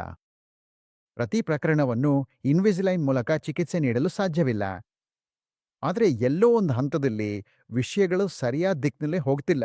ದಂತಚಿಕಿತ್ಸಕನಲ್ಲದವರು ಇಂಥ ಪ್ರಕರಣಗಳನ್ನ ಚಿಕಿತ್ಸೆ ನೀಡಲು ಪ್ರಯತ್ನಿಸುವ ವಿಷಯಕ್ಕೆ ಬಂದ್ರೆ ಅದು ವಿಪತ್ತಿನತ್ತ ಹೊಕ್ಕಿಲ್ಲ. ಹೀಗಾಗಿ ದಂತಚಿಕಿತ್ಸಕನಲ್ಲದವರು ಅಥವಾ ಈ ಉತ್ಪನ್ನಗಳನ್ನು ಪ್ರೋತ್ಸಾಹಿಸುವವರು ಮಾಡುವ ಕೆಲಸದ ಬಗ್ಗೆ ನಾನು ಒಪ್ಕೊಳ್ಳೋದಿಲ್ಲ. ಹೌದು, ಯಾವುದೇ ಸೌಂದರ್ಯಾತ್ಮಕ ದಂತಚಿಕಿತ್ಸೆಗೆ ಬಂದಾಗ, ಉದಾಹರಣೆಗೆ ಒಂದು ಆರ್ಥೋಡಾಂಟಿಸ್ಟ್ ಇನ್ವಿಸಿಲೈನ್ ಅನ್ನು ಪ್ರೋತ್ಸಾಹಿಸುವ ವಿಷಯದಲ್ಲಿ ಅವರು ಏನ್ ಮಾಡ್ತಿದ್ದಾರೆ ಎಂದು ಅವರಿಗೆ ಗೊತ್ತಿದೆ. ಯಾವುದೇ ಚಿಕಿತ್ಸೆಗಾಗಿ ಅತ್ಯುತ್ತಮ ಆಯ್ಕೆ ಎಂದರೆ ಸಾಂಪ್ರದಾಯಿಕ ಬ್ರೇಸಸ್ ಆಗಿರ್ತದೆ. ಅವಶ್ಯಕತೆ ಇರುವ ಸ್ಥಳ ಮತ್ತು ಸಮಯದಲ್ಲಿ ನಾವು ಇನ್ವಿಸಿಲೈನ್ ನೀಡ್ತೇವೆ. ಹೌದು. ನಾನು ಗೊತ್ತಿದೆ. ಇದಕ್ಕಾಗಿ ನಿಮ್ಮ ಅನೇಕ ಸಹೋದ್ಯೋಗಿಗಳಿಂದ ನಿಮಗೆ ಬಹಳಷ್ಟು ವಿರೋಧ ಬರ್ತದೆ. ಆದ್ರೆ ನೀವು ಪ್ಲಾಸಿಬೋ ಪರಿಣಾಮದ ಬಗ್ಗೆ ನನಗೆ ವಿವರಿಸಬಹುದೇ? ಯಾವುದರ? ನೀವು ಮತ್ತು ನಿಮ್ಮ ಚಿಕಿತ್ಸೆಯ ಬಗ್ಗೆ ಮತ್ತು ನಿಮ್ಮ ಕಾರಣದಿಂದ, ನಿಮ್ ಕೈಯಿಂದ ಬಂದಿರುವ ನೈಪುಣ್ಯದಿಂದ. ಹೌದು, ಹೌದು. ನೋಡಿ, ಪ್ಲಾಸಿಬೋ ಪರಿಣಾಮ. ರೋಗಿ ಮೇಲೆ ಹೌದು, ಪ್ಲಾಸಿಬೋ ಪರಿಣಾಮ ದಂತಚಿಕಿತ್ಸೆಯಲ್ಲಿ ಖಂಡಿತವಾಗಿಯೂ ಕೆಲಸ ಮಾಡೋದಿಲ್ಲ. ವಿಶೇಷವಾಗಿ ನೋವಿನ ವಿಷಯದಲ್ಲಿ. ಏಕೆಂದ್ರೆ ಯಾರಾದ್ರೂ ನಿಮ್ಮ ಬಳಿ ನೋವಿನಿಂದ ಬರುತ್ತಾರೆ, ನಾನು ಅವ್ರಿಗೆ ಸಕ್ಕರೆ ಮಾತ್ರೆ ಕೊಟ್ಟು ನಿಮ್ ನೋವು ಹೋಗ್ತದೆ ಎಂದು ಹೇಳೋಕ್ ಸಾಧ್ಯವಿಲ್ಲ. ಅದು ಕೆಲಸ ಮಾಡೋದಿಲ್ಲ. ಅದು ಎಂದಿಗೂ ಕೆಲಸ ಮಾಡೋದಿಲ್ಲ. ಏಕೆಂದ್ರೆ ಮಾನವ ವಿಜ್ಞಾನವೇ ಹಾಗೆ ಹೇಳೋದಿಲ್ಲ. ಅದು ಯುದ್ಧರಂತಿದೆ, ಸಂಪೂರ್ಣವಾಗಿ. ನೀವು ಒಳಗ್ ಹೋಗಿ ಅದನ್ ಕೆಲಸ ಮಾಡಬೇಕು. ನೀವು ಪ್ರಕ್ರಿಯೆ ಮುಗಿಸಿದ ಕೂಡಲೇ ರೋಗಿಗೆ ಸಾಕಷ್ಟು ಪ್ರಮಾಣದ ನೋವಿನ ಔಷಧಿಗಳನ್ನು ಕೊಡಬೇಕು. ಆಗ ಅದು ಕೆಲಸ ಮಾಡ್ತದೆ. ನನ್ನ ರೂಟ್ ಕ್ಯಾನಲ್ ವಿಶೇಷತೆಗೆ ಬಂದಾಗ ಪ್ಲಾಸಿಬೋ ಪರಿಣಾಮ ಹೆಚ್ಚು ಪರಿಣಾಮಕಾರಿಯಾಗಿಲ್ಲ. ನೈಜ ಹಲ್ಲು ಶುದ್ಧೀಕರಣದ ಬಗ್ಗೆ ನಿಮ್ಮ ಅಭಿಪ್ರಾಯವೇನು, ಅಲ್ಲವೇ? ನೇಮು, ಉಪ್ಪು ಮತ್ತು ಬೇಕಿಂಗ್ ಸೋಡಾ. ಹೀಗಾಗಿ ಯಾಕಂದ್ರೆ ಇನ್ನು ಹಳ್ಳಿಗಳಲ್ಲಿ, ಗ್ರಾಮೀಣ ಪ್ರದೇಶಗಳಲ್ಲಿರೋ ಹಲವರು ನಿಜವಾದ ಟೂತ್ಪೇಸ್ಟ್ಗಿಂತ ಇದನ್ನೇ ಹೆಚ್ಚು ಇಷ್ಟಪಡ್ತಾರೆ. ಹಾಗಾಗಿ ಇಂದಿಗೂ ನನಗೆ ರೋಗಿಗಳು ಬಂದಾಗ ಅವರು ನನಗೆ ಒಂದೇ ಪ್ರಶ್ನೆ ಕೇಳ್ತಿರುತ್ತಾರೆ. ಹಳ್ಳಿಯ ಹಿರಿಯರು ಇಂದಿಗೂ ಕೂಡ ಅವರು ನೀಮ್ ಕಡ್ಡಿ, ಮಣ್ಣು, ಬೂದಿ ಬಳಸ್ತಾರೆ. ಅವುಗಳು ನಿಜವಾಗಿಯೂ ಸಹಾಯ ಮಾಡ್ತವೆಯೇ? ಹೌದು, ಸಹಾಯ ಮಾಡ್ತವೆ. ಏಕಿಲ್ಲ ಅಂದ್ರೆ ಹಲ್ಲು ಶುದ್ಧೀಕರಣ ವಿಧಾನಕ್ಕೆ ಏನೇನಾದ್ರೂ ಬಳಸಬಹುದು. ಯಾವುದೇ ಘರ್ಷಕವನ್ನು ಬಳಸಿದ್ರೂ ಅದು ಹಲ್ಲುಗಳನ್ನು ಸ್ವಚ್ಛಗೊಳಿಸುತ್ತೆ. ಹೌದು, ಯಾವುದೇ ಘರ್ಷಕವಾದ್ರೂ. ಮತ್ತು ಚಾರ್ಕೋಲ್ ಬಗ್ಗೆ ಹೇಗೆ? ಹೌದು, ನಿಖರ ಆಗಿ ಚಾರ್ಕೋಲ್ ಕೂಡ ಒಂದು ಘರ್ಷಕ. ನೀವು ಸವರ್ತೆಗ್ರಿ. ಮತ್ತು ಈ ದೊಡ್ಡ ಕಂಪನಿಗಳು ಎಲ್ಲವೂ ನಿಧಾನವಾಗಿ ಬಳಸ್ತಿವೆ. ಗ್ರಾಮಸ್ಥರನ್ನು ಆಕರ್ಷಿಸಲು ಟೂತ್ಪೇಸ್ಟ್ನಲ್ಲಿ ಚಾರ್ಕೋಲ್ ಸೇರಿಸುತ್ತಿವೆ. ಸತ್ಯ. ಅದು ಸತ್ಯ. ಹಾಗಾಗಿ ಟೂತ್ಪೇಸ್ಟ್ ಕಂಪನಿಗಳಿದ್ದಾಗ ಅವುಗಳು ಹಿಂದುಳಿಯಲು ಇಚ್ಛಿಸಲಿಲ್ಲ. ಅವರು ಬಹಳಷ್ಟು ಜನರು ಈ ಉತ್ಪನ್ನವನ್ನ ಖರೀದಿಸದೆ ಹೋಗ್ತಿದ್ದಾರೆ ಅಂತ ತಿಳಿದಾಗ. ಯಾಕಂದ್ರೆ ಅವರಿಗೆ ನೀನ್ ಕಡ್ಡಿ ಇಷ್ಟ, ಚಾರ್ಕೋಲ್ ಇಷ್ಟ, ಮಣ್ಣು ಇಷ್ಟ. ಹಾಗಾಗಿ ಅವರು ಯೋಚಿಸಿದ್ರು ಅದೇ ಪದಾರ್ಥಗಳನ್ನ ಒಂದೇ ಟೂತ್ಪೇಸ್ಟ್ನಲ್ಲಿ ಸೇರಿಸಿ ಉತ್ಪನ್ನ ಮಾಡೋಣ ಎಂದು. ಹಾಗಾಗಿ ಅವರು ನಿಂಬು ಉಪ್ಪು ಸೇರಿಸಲು ಪ್ರಾರಂಭಿಸಿದರು. ಇದೀಗ ಟೂತ್ಪೇಸ್ಟ್ಗೆ ಚಾರ್ಕೋಲ್ ಕೂಡ ಸೇರಿಸಲಾಗುತ್ತಿದೆ. ನಂತರ ಅದನ್ನ ಬ್ರ್ಯಾಂಡ್ ಆಗಿ ಮಾಡಿದ್ರು, ನಂತರ ಬಿಟ್ರು. ಹೌದು, ಇದು ಹಿಟ್ಟಂಟು. ಮೂಲತಃ ಯಾವುದೇ ಟೂತ್ಪೇಸ್ಟ್ ಎಂದರೆ ಅದು ಬ್ರಷ್ಗೆ ಜೊತೆಯಾಗಿರುವ ಒಂದು ಪೂರಕ ಮಾತ್ರ. ಇಲ್ಲಿ ಮುಖ್ಯವಾದದ್ದು ಬ್ರಷಿಂಗ್ ಮತ್ತು ಅದರ ತಂತ್ರವೇ. ದಿನಕ್ಕೆ 2 ಬಾರಿ ನಿಷ್ಠೆಯಿಂದ ಬ್ರಷ್ ಮಾಡಿದ್ರೆ ಸಾಕು. ಸರಿ. ನೀವು 30 ವರ್ಷಗಳಿಂದ ಪ್ರಾಕ್ಟೀಸ್ ಮಾಡ್ತಿರುವ ಅಥವಾ ನಿಮ್ದೇ ಕ್ಲಿನಿಕ್ನಲ್ಲಿ ಮುಖ್ಯ ವೈದ್ಯರಾಗಿರುವ ಅನುಭವದಲ್ಲಿ ಒಂದು ಘಟನೆ ಹೇಳ್ಬಹುದುವೇ? ಅದು ನಿಜಕ್ಕೂ ತುಂಬಾ ಕೆಟ್ಟ ಅನುಭವ ಆಗಿತ್ತ. ಹೌದು, ಇಂಥದ್ದು ಸಂಭವಿಸಿದೆ. ಅದು ನಿಜಕ್ಕೂ ನಿಮ್ಮನ್ನು ಬೆಚ್ಚಿ ಬೀಳಿಸಕ. ನೀವು ಪ್ರೇಕ್ಷಕರಿಗೆ ಒಂದು ಅನುಭವವನ್ನ ಹೇಳ್ಬಹುದು. ಅದು ಏನಪ್ಪಾ ಅಂದ್ರೆ, ನಿಮ್ಗೆ ನಿಜಕ್ಕೂ ಭಯಾನಕವಾಗಿದ್ದ ಒಂದು ಘಟನೆ? ಹೌದು ಇದೆ. ಹಾಗಾದ್ರೆ ಏನಾಯ್ತು ಅಂದ್ರೆ, ನನಗೆ 6 ವರ್ಷದ ಮಗುವಂತಂದ್ರು. ಹಲ್ಲು ನಡುಗ್ತಿದ್ದಂತೆ. ಆ ಸಮಯ ಸಂಜೆ 7:32 ಸುಮಾರಾಗಿತ್ತು. ಅದು ಭಾಗಶಃ ನಡುಗುತ್ತಿತ್ತೆ? ಇಲ್ಲ, ಅದು ತುಂಬಾ ಗಂಭೀರವಾಗಿ ನಡುಗ್ತಿತ್ತು. ಮೇಲೋ ಕೆಡ್ದೋ ಕೆಡ್ದ? ಹೌದು, ಕೆರೆಹಲ್ಲು. ಹೌದ್ ಯಾಕಂದ್ರೆ ನಿಮ್ಗೆ ಕೆಳಗಿನ ಮಧ್ಯದ ಇನ್ಸೈಸಸ್ ಇರ್ತದೆ. ಅವು ಹೊರಬರ್ತಿದ್ದಾಗ ಹಾಲಿನ ಹಲ್ಲು ಅದ್ರ ಹಿಂದೆ ನಡುಗ್ತಿರ್ತದೆ. ಹಾಗಾಗಿ ಮೊದಲನೇದಾಗಿ ನಾನು ಪೋಷಕರಿಗೆ ಹೇಳಿದ್ದು ಇದನ್ನ ತೆಗೆದಾಕಿ ಎಂದು. ಇದು ಬಾಯಲ್ಲಿ ಇರಲ್ಬೇಡಿ. ಪೋಷಕರು ಸರಿ ಎಂದರು. ಮುಂದಿನ ದಿನ ಮಗು ಶಾಲೆಗೆ ಹೋಗ್ಬೇಕಿತ್ತು. ಮತ್ತು ನಿಮ್ಗೆ ಗೊತ್ತೇ, ಕೊನೆಗೆ ಅವರು ಮುಂದಿನ ದಿನ ಸಂಜೆ ಬರ್ತೇವೆ ಅಂತ ಹೇಳಿದ್ರು. ಅವ್ರು ಯಾವ ರೀತಿಯಲ್ಲಾದ್ರೂ ಯೋಜನೆ ಮಾಡಿರ್ಲಿಲ್ಲ. ಯಾಕಂದ್ರೆ ಚಿಕಿತ್ಸೆ ಬಗ್ಗೆ ಮಾತಾಡಿದಾಗ ನಾವು ಶಿಫಾರಸ್ ಮಾತ್ರ ಮಾಡ್ಬೋದು. ಆದ್ರೆ ಯಾರನ್ನೂ ಮಕ್ಕಳನ್ನೂ ಕೂಡ ಬಲವಂತವಾಗಿ ಚಿಕಿತ್ಸೆ ಮಾಡಿಸ್ಕೊಳ್ಳಲ್ಲ ಆಗದು. ಹಾಗಾಗಿ ನಮ್ಮ ಭಯವಾಗಿದ್ದ ಅತ್ಯಂತ ಕೆಟ್ಟ ಸಂಗತಿ ಅದು ನಿಜವಾಗಿಯೂ ಮುಂದಿನ ದಿನವೇ ಸಂಭವಿಸಿತು. ಆ ಹಲ್ಲು ಬಾಯಲ್ಲಿರ್ಲಿಲ್ಲ. ಅವ್ನ್ ಬೆಳಿಗ್ಗೆ ಎದ್ದಾಗನ? ಹಾಗಾಗಿ ಅವ್ನ್ ಮಲಗೋ ಮೊದ್ಲು ಹಲ್ಲು ತೆಗ್ದಿಲ್ಲವೇ? ಇಲ್ಲ, ತಾನೇ ಗಂದ? ಇದು ನಾನ್ ಯಾವಾಗ್ಲೂ ಹೇಳೋ ವಿಷಯ. ನಾನ್ ಹಿಂದಿಯೂ ಹೇಳುತ್ತಿದ್ದೆ. ಗೊತ್ತಿಲ್ಲ, ಬಹುಶಃ ನಾನು ಪೋಷಕರಿಗೆ ಬಲವಂತವಾಗಿ ಹೇಳಬೇಕಿತ್ತು. ಮಕ್ಕಳ ಬಾಯಿಯಲ್ಲಿ ನಡುಗ್ತಿರುವ ಹಲ್ಲನ್ನು ಬಿಡಬೇಡಿ, ಆ ಹಲ್ಲು ಇದ್ದೇ ಮಲಗಿಸ್ಬೇಡಿ ಎಂದು. ಹಾಗಾಗಿ ಮಲಗಿದಾಗ ಆ ಹಲ್ಲು ಉಸಿರಾಟದ ಮೂಲಕ ಶ್ವಾಸಕೋಶಕ್ಕೆ ಹೋಗುವ ಸಾಧ್ಯತೆಗಳು ಹೆಚ್ಚಿರ್ತವೆ. ಯಾಕೆಂದ್ರೆ ಮಲಗಿರುವ ಸ್ಥಿತಿಯಲ್ಲಿ ನುಂಗುವ ಪ್ರತಿಕ್ರಿಯೆ ಸ್ವಾಲೋವಿಂಗ್ ರಿಫ್ಲೆಕ್ಸ್ ಇರುವುದಿಲ್ಲ. ಆದ್ದರಿಂದ ಮಕ್ಕಳಿಗೆ ಆ ಹಲ್ಲನ್ನು ನುಂಗುವ ಸಾಧ್ಯತೆ ಹೆಚ್ಚಿರ್ತದೆ. ಹಾಗಾದ್ರೆ ಏನಾಯ್ತು? ಹಾನಾಗಿ ನಂತರ ಅವರು ಹಾಸಿಗೆ ಕೆಳಗೆ ಎಲ್ಲೆಲ್ಲೂ ಹುಡುಕಿದ್ರು. ಮತ್ತು ಅವ್ರು ನಂಗೆ ಕರೆ ಮಾಡಿದ್ರು. ನಿಜವಾಗಿಯೂ ಅವ್ರು ನನಗೆ ಕರೆ ಮಾಡಿದ್ರು. ಮತ್ತು ಅವ್ರು ಹೇಳಿದ್ರು, ತಕ್ಷಣವೇ ಗೊತ್ತಾ, ಚೆಸ್ಟ್ ಎಕ್ಸ್ರೇ ಮಾಡಿಸ್ಕೊಳ್ಳಿ ಎಂದು. ಆ ಮಗುವಿಗೆ ಯಾವುದೇ ತೊಂದರೆ ಆಗಿತ್ತಾ? ಅವನ್ ಸಾಮಾನ್ಯವಾಗಿ ಎದ್ದಾರಾ? ಮಗು ನಿಜವಾಗಿಯೂ ಕೆಮ್ಮುತ್ತಿತ್ತು. ಮಗು ನಿರಂತರವಾಗಿ ಕೆಮ್ಮುತ್ತಿತ್ತು. ಹಾಗಾಗಿ ತಕ್ಷಣವೇ ಅವರು ಮಗುವನ್ನು ತೆಗೆದುಕೊಂಡು ಎಕ್ಸ್ರೇ ಮಾಡಿಸಿದ್ರು. ಮತ್ತು ಭಯಾನಕ ಕನಸು. ಹಲ್ಲು ಅಂದ್ರೆ ಕಂಪುತ್ತಿರುವ ಹಲ್ಲಿನ ಒಂದು ಭಾಗ ಅದು ನೇರವಾಗಿ ಎದೆಕೋಶಕ್ಕೆ ಹೋಗಿತ್ತು. ಹೌದು, ಅದಕ್ಕಾಗಿಯೇ ನಾನವರಿಗೆ ಸಲಹೆ ನೀಡಿದೆ. ಎದೆಯಲ್ಲಿ ಯಬೇಯಮ್ಮಿ. ಹೌದು ಹೌದು, ಅದು ನೇರವಾಗಿ ಹೋಗ್ತದೆ. ನಂತರ ಏನಾಗ್ತಲೆ? ಅದು ಯಾರ ನಿಯಂತ್ರಣಕ್ಕೂ ಸಿಗಲ್ಲ ಅಲ್ವೇ. ಅದನ್ನು ತೆಗೀಲೇಬೇಕು. ಎದೆಯಲ್ಲಿ ಬೇರೆ ವಸ್ತು ಎಲ್ಲೂ ಬಿಡಲಾಗದು. ಸರಿ. ಹಾಗಾಗಿ ತಕ್ಷಣವೇ ನಾನು ಅವರನ್ನು ಒಂದು ಆಸ್ಪತ್ರೆಗೆ ರೆಫರ್ ಮಾಡೆ. ನಂತರ ನಾನೊಬ್ಬ ವೈದ್ಯರೊಂದಿಗೆ ಮಾತಾಡಿ ಅವರು ಬ್ರಾಂಕೋಸ್ಕೋಪಿ ಮಾಡಿ ಅದನ್ನು ತೆಗೆದುಹಾಕಿದ್ರು.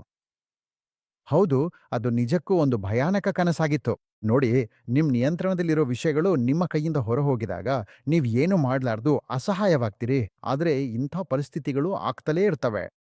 ನಾನು ಕೆಲವೊಂದು HIV ರೋಗಿಗಳನ್ನ ನೋಡಿದ್ದೇನೆ. ಅವರು ತಮ್ಮ ಸ್ಥಿತಿಯನ್ನ ಬಹಿರಂಗಪಡಿಸೋದಿಲ್ಲ. ಏಕೆಂದ್ರೆ ಬಹಿರಂಗಪಡಿಸಿದ್ರೆ ನಾವು ಚಿಕಿತ್ಸೆ ನೀಡೋದನ್ನ ನಿರಾಕರಿಸಬಹುದು ಎಂದು ಭಯಪಡ್ತಾರೆ. ಆದ್ರೆ ಅವರು ಬಹಿರಂಗಪಡಿಸಿದ್ರೆ ನಾವು ಮುನ್ನೆಚ್ಚರಿಕೆ ಕ್ರಮಗಳನ್ನು ತೆಗೆದುಕೊಳ್ಳಬಹುದು ಎಂಬುದು ನನ್ನ ಅಭಿಪ್ರಾಯ.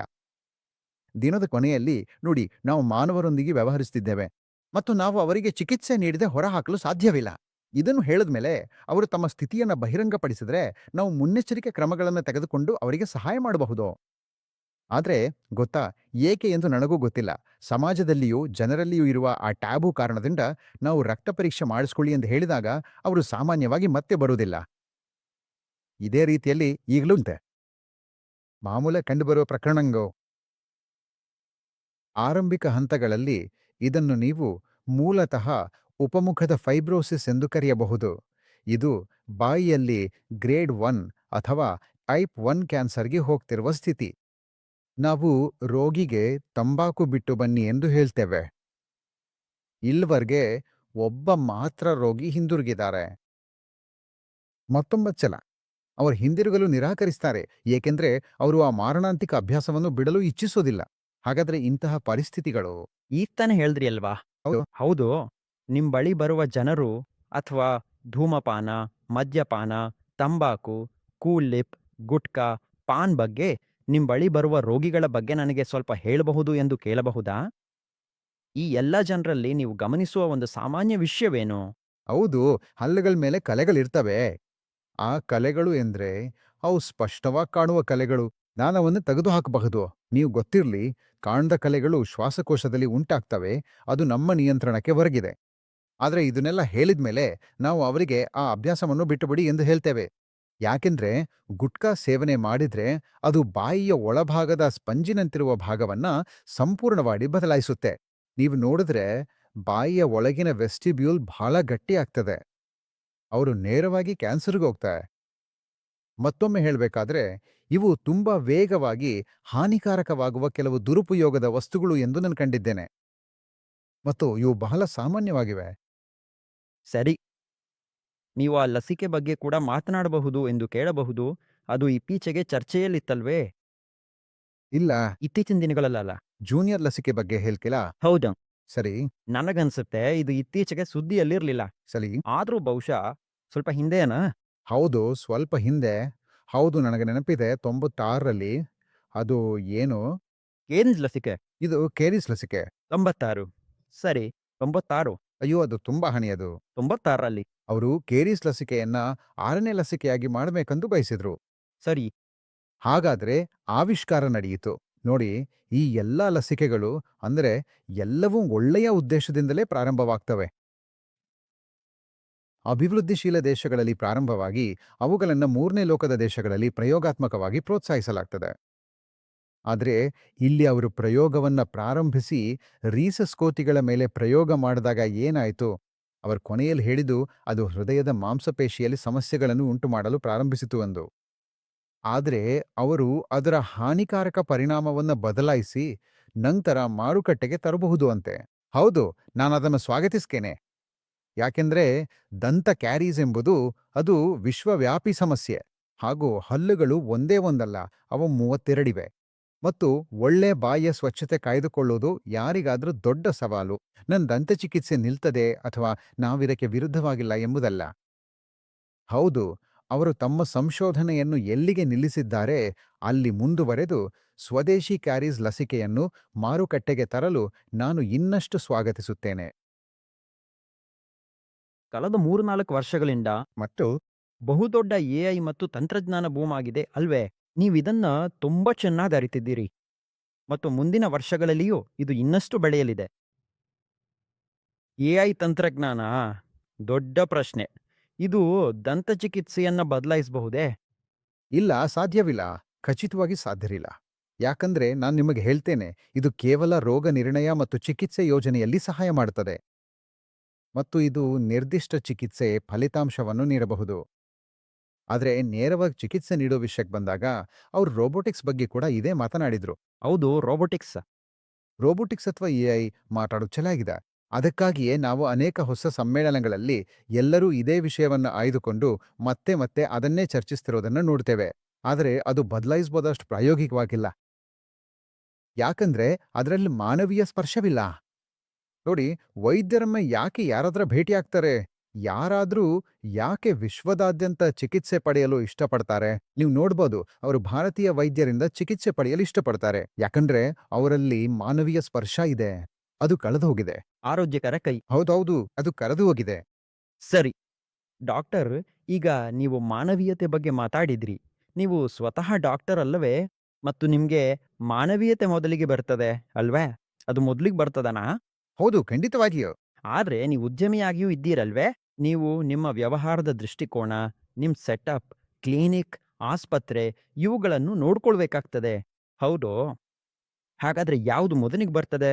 ಹೌದು, ಇಲ್ಲ, ನಿಮ್ ಹೆಸರು ಪಡೆಯೋದು ಯಾವಾಗ್ಲೂ ಮೊದಲಿಗೆ ಬರ್ತದೆ. ಹೆಸರು ಮೊದಲಿಗೆ ಅಲ್ಲಮೇ? ಹೌದು. ಆದ್ರೆ ಹೆಸರಿನ ಜೊತೆಗೆ ಖ್ಯಾತಿ, ಸಂಪತ್ತು ಮತ್ತು ಇನ್ನೂ ಅನೇಕವೂ ಬರ್ತವೆ. ಆದ್ರೆ ನೀವು ಸೇವೆ ನೀಡುವರು, ಗುಣಪಡಿಸುವರು ಹೌದು. ಹಾಗಾದ್ರೆ ನೀವು ಹೇಗ್ ಸಮತೋಲನ ಇಡ್ತೀವಿ? ಅದನ್ನೋ ನಾವು ಸಮತೋಲನ ಇಡಬೇಕಾಗ್ತದೆ. ಅಂದ್ರೆ ದಿನದ ಕೊನೆಯಲ್ಲಿ ನೋಡಿ, ನಾನು ಈಗಾಗಲೇ 30 ವರ್ಷಗಳಿಂದ ಪ್ರಾಕ್ಟೀಸ್ ಮಾಡ್ತಿದ್ದೇನೆ. ಮತ್ತು ಗೊತ್ತಾ, ನನ್ನಿಂದ ಶಿಫಾರಸು ಮಾಡಲ್ಪಡುವ ಕೆಲವು ಚಿಕಿತ್ಸೆಗಳನ್ನು ಪ್ರತಿಯೊಬ್ಬರೂ ಸಹಿತ ವಹಿಸ್ಕೊಳ್ಳಲು ಸಾಧ್ಯ ಇಲ್ಲ. ನಾನು ಕನಿಷ್ಠ ಅವರ ಅಗತ್ಯವನ್ನು ಪೂರೈಸಲು ನನ್ನ ಮಟ್ಟಿಗೆ ಶ್ರಮಿಸ್ತೇನೆ. ಅಥವಾ ನಿಜವಾಗಿ ಹೇಳಬೇಕಾದ್ರೆ ನಾನು ಅವರನ್ನ ಬೇರೆ ಸಂಸ್ಥೆಗಳಿಗೆ ಕೂಡ ರೆಫರ್ ಮಾಡ್ತೇನೆ. ಅಲ್ಲಿ ಅವರಿಗೆ ಸೂಕ್ತ ರೀತಿಯಲ್ಲಿ ಸಹಾಯವಾಗಬಹುದು. ಆದ್ರೆ ಹೌದು, ಮತ್ತೆ ಹೇಳ್ಬೇಕಾದ್ರೆ ನಾನ್ ಮಾತ್ರವಲ್ಲ, ಇನ್ನೂ ಅನೇಕ ವೈದ್ಯರು ಕೂಡ ಇದೇ ಸಮಸ್ಯೆಗಳನ್ನ ಎಲ್ಲೆಡೆ ಎದುರಿಸ್ತಾರೆ. ಹೀಗೆ ಆದ್ರಿಂದ ನಾವು ಮೊದಲು ಮಾನವನಾಗಿರ್ಬೇಕು, ನಂತರ ವೈದ್ಯರಾಗಬೇಕು.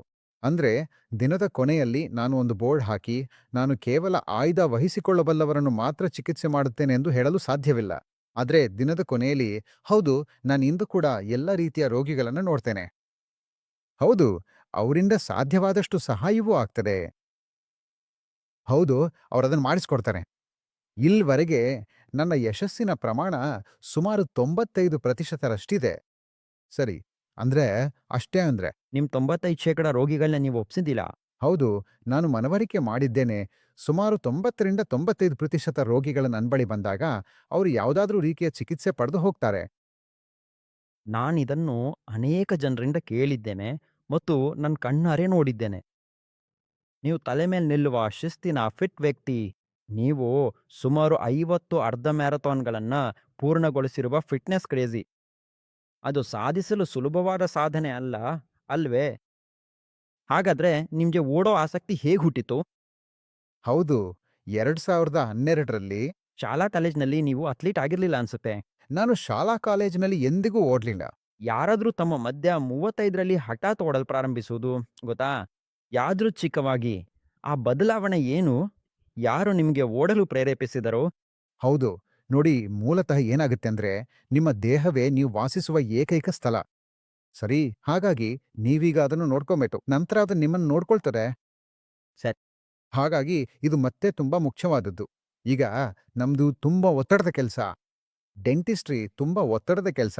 ಏಕೆಂದ್ರೆ ಇದು ಖಂಡಿತವಾಗಿಯೂ ಕೈಯಲ್ಲಿ ಮಾಡೋ ಕೆಲಸ ಮತ್ತು ಅದು ನಿಜವಾಗಿಯೂ ನಿಮ್ ಜೀವನದ ಮೇಲೆ ಪರಿಣಾಮ ಬೀರುತ್ತೆ. ವಿಶೇಷವಾಗಿ ನಿಮಗೆ ಬಲವಾದ ಬೆನ್ನು ಬೇಕು. ನಿಮ್ಗೆ ಬಲವಾದ ಕೈಗಳು ಬೇಕು ಮತ್ತು ಬಲವಾದ ದೃಷ್ಟಿ ಬೇಕು. ಎಲ್ಲಕ್ಕಿಂತ ಮುಖ್ಯವಾಗಿ ನಾನು ಹೇಳಿದ್ದಂತೆ ಬಲವಾದ ಬೆನ್ನು ತುಂಬಾ ಅಗತ್ಯವಾದದ್ದು. ನಾನು ನನ್ನ ಅನೇಕ ಹಿರಿಯ ಸಹೋದ್ಯೋಗಿಗಳನ್ನ 40ನೇ ವಯಸ್ಸಿನಲ್ಲಿ ಸಮಸ್ಯೆಗಳನ್ನು ಎದುರಿಸ್ತಿರುವುದನ್ನು ನೋಡಿದ್ದೇನೆ. ದೀರ್ಘಕಾಲದ ಡೆಂಟಿಸ್ಟ್ರಿ ಬಗ್ಗೆ ಮಾತನಾಡುವುದಾದ್ರೆ ಅವರು ಕೆಲಸ ಮಾಡಲು ಅಥವಾ ಫಿಟ್ ಆಗಿರಲು ಪ್ರಯತ್ನಿಸ್ತಿಲ್ಲ.